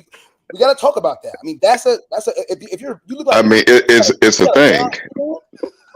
Nothing scares me more than seeing Nigeria's most popular lawyer over there with a wig on his head. Like, nigga, what the fuck? Do away with that. That is crazy to me. That's another form of. And they be like, no, this is just the etiquette of a lawyer. Nigga, take it off. Be a course. Shit. Big ass statue of a white lady, Mary Slessor. She stopped the killing the twins. You might have a really point that I can't make it seem like it. Every time we get talking about other people are like, well, black. I'm not saying black Americans are not. We got our domestic coons. We know the Jesse Lee Petersons. We know what's the cop Tatum. We know we can identify our coons for the most part. We know who they are. But when you got people coming over here from abroad, you don't know. They cosplaying. They looking like they black. That's what I'm saying. That's what there's like attention. What you mean cosplaying and looking like they black? Okay, so cosplaying like so you mean black Americans? Let me say this, brother. The whole thing is this: you ever see these on TikTok and these guys been sitting with their phone interviewing white chicks and whatnot? What type of sex do you like? That's not black Americans, you know.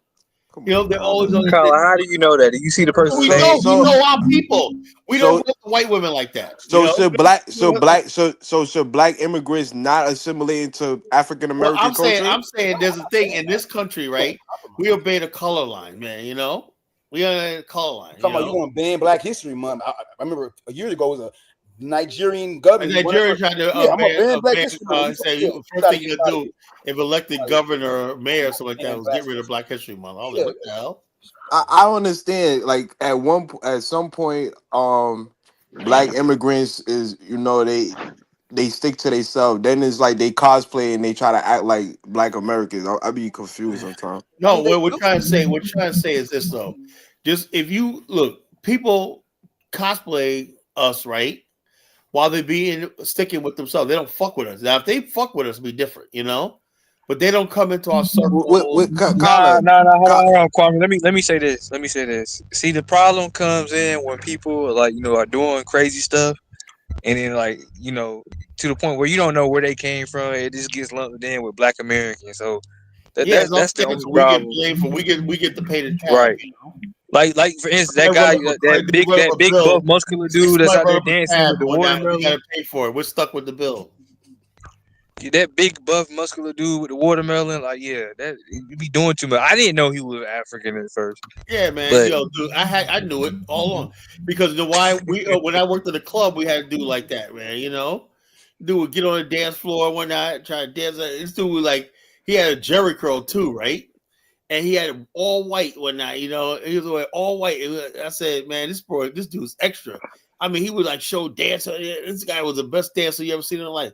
And then it dawned on me, right, when I heard when he talked, his accent, this dude's foreign. I started realizing when I was in the club, man, A lot of dudes that are foreign just don't know. You don't be too extra with it, you know.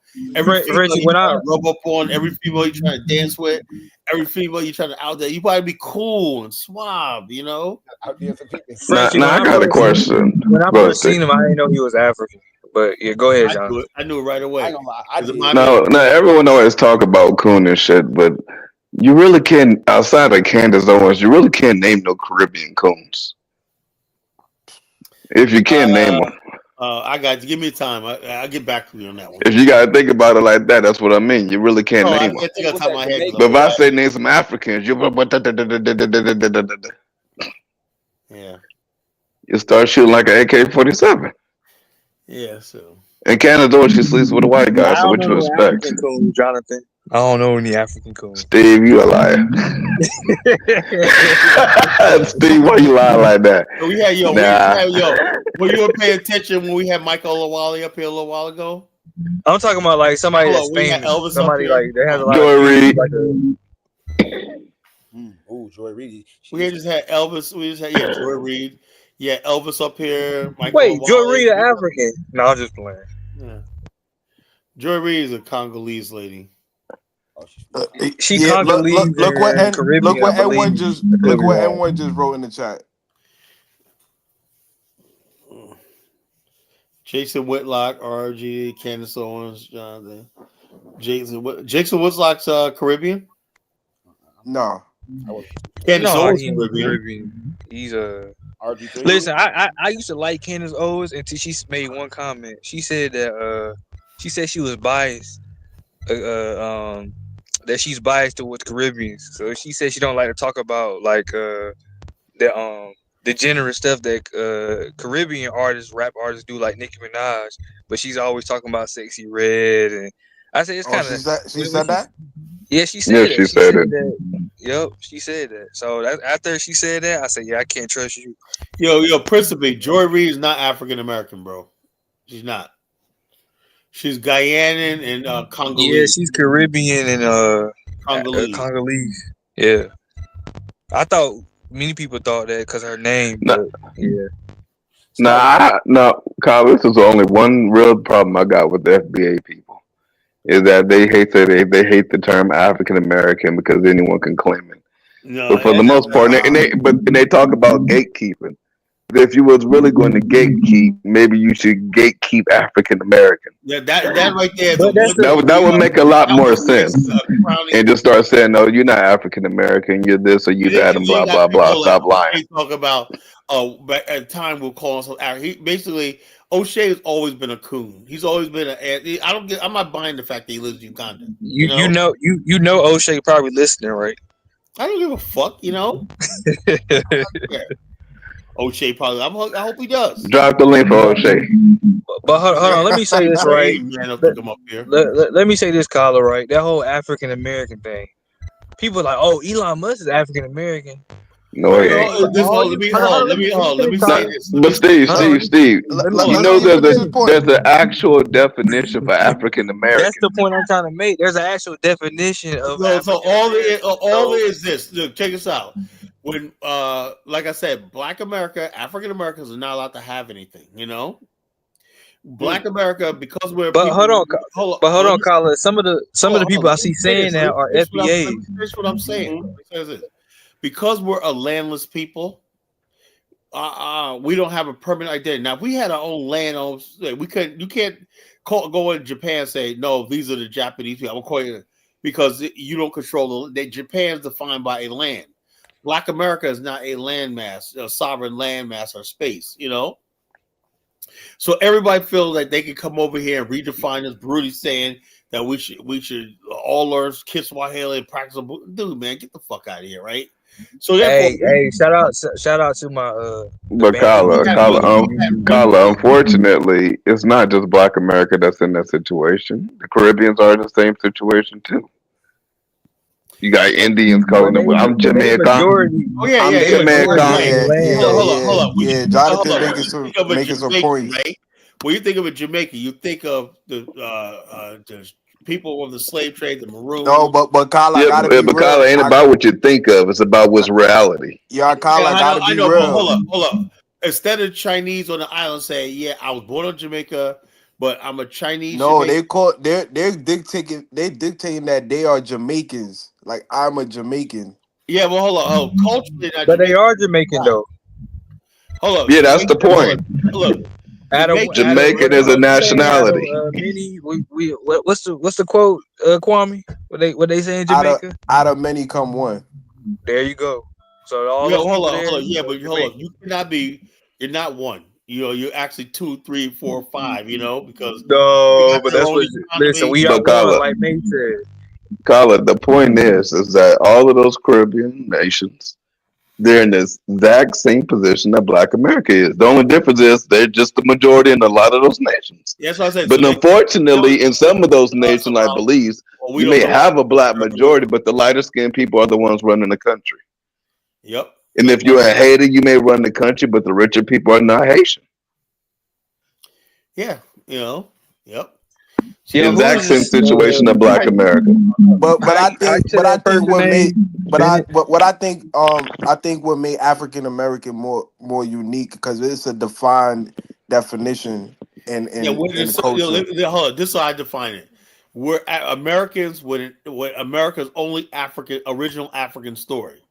America's African story began on the transatlantic slave trade. It started with the Atlantic Creole people that were brought here from Europe, with Black people brought here, and it started in 1619 when the first Africans were brought over as slaves. That's America's African story, you know. So we're the Americans with the African story. So people want to change by calling yourself foundational Black American. You're erasing that story of the translation. That is basically.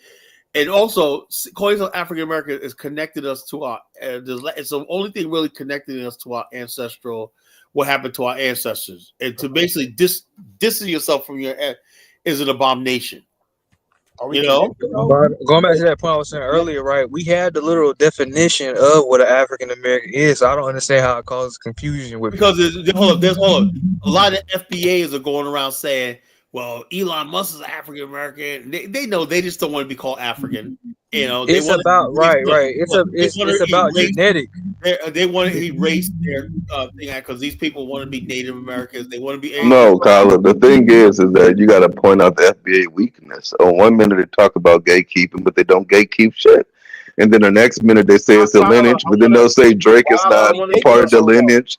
They'll say the American Libyans are not part of the lineage. So they discredit themselves every single time they open their mouth. And this, Kyla, to be honest, I think I listened to Tariq Nasheed debate about whether Drake was supposed to be FB or whatever. After listening, I was like, this dude's a dumbass. If it's a lineage, the nigga's a part of the lineage, whether you like him or not. Yeah, I know. You don't get to pick and choose who's a part of the lineage. Look, I'm saying like this. I'm saying you can't introduce an alien ideology to Black America. You can't just say, Abu, that's you. You're from Uganda, Abrudi. You know, you can't make us into Ugandans. You know. Kyle, I wanted to ask you. Carl, let Dave speak. Let Dave speak. Y'all done? I wanted to ask you what do you think about this whole because FBA right now they tripping about this whole African Union trying to claim reparations. You see, they keep contradicting I read the thing, right? I read the thing. I played on. I read they keep contradicting themselves because it's like this, right? I think that African, unfortunately, right? This is me. Don't come for me, whatever like that, right? There's a lot of people that's messing with the African Union and so like that comes from Black America, Caribbean, whatnot, that don't have a real defining identity. Okay, now let me explain to you what I mean. There's a lot of people that assume, right? Like I said, there's not a difference between a Black Lives Matter, blah blah blah. Somebody talks about reparations, Pan-Africanism. It's all lumped into one thing called anti-whiteness. You know, anti-American whiteness, right? A lot of those people were recruited to the institutions like the African Union, right? A lot of people were former Black Lives Matter people, you know, in America, you know, radical leftists. And that's what it's all about. Radical anarchists, leftists, and everything like that, right?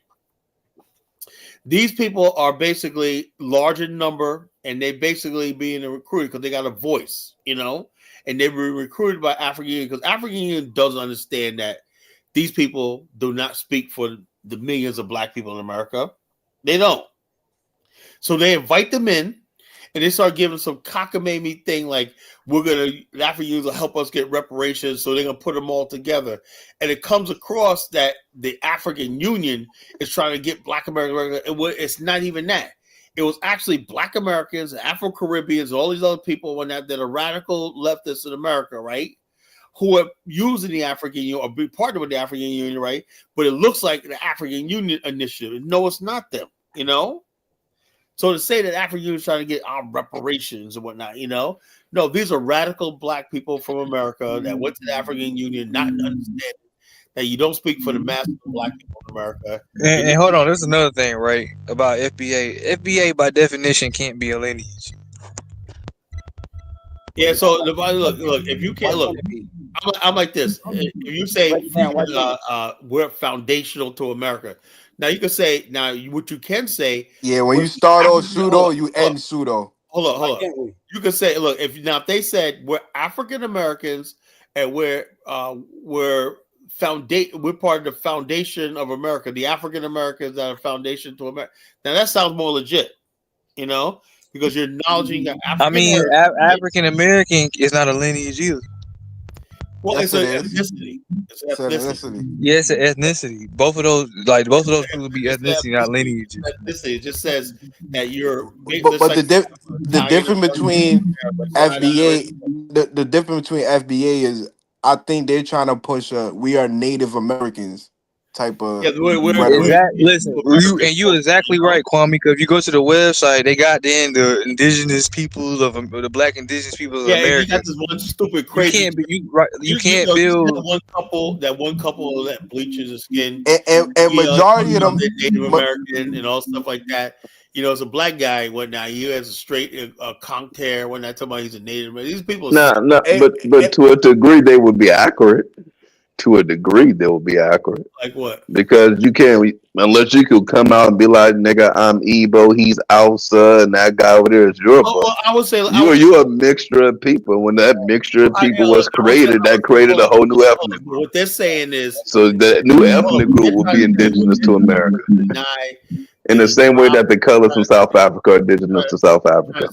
They're trying to deny of the Holocaust, the Middle Passage, and all stuff like that. They're trying to deny that happened. Nah, Jonathan, they're saying that there were black people already in America that's not related. Some of them saying that's not related to Africa. And so and when they do their DNA test, they'll say, "Oh, DNA is bullshit," whatever like that. Until they beat like a robbery, a murder rap, or not, or the child support.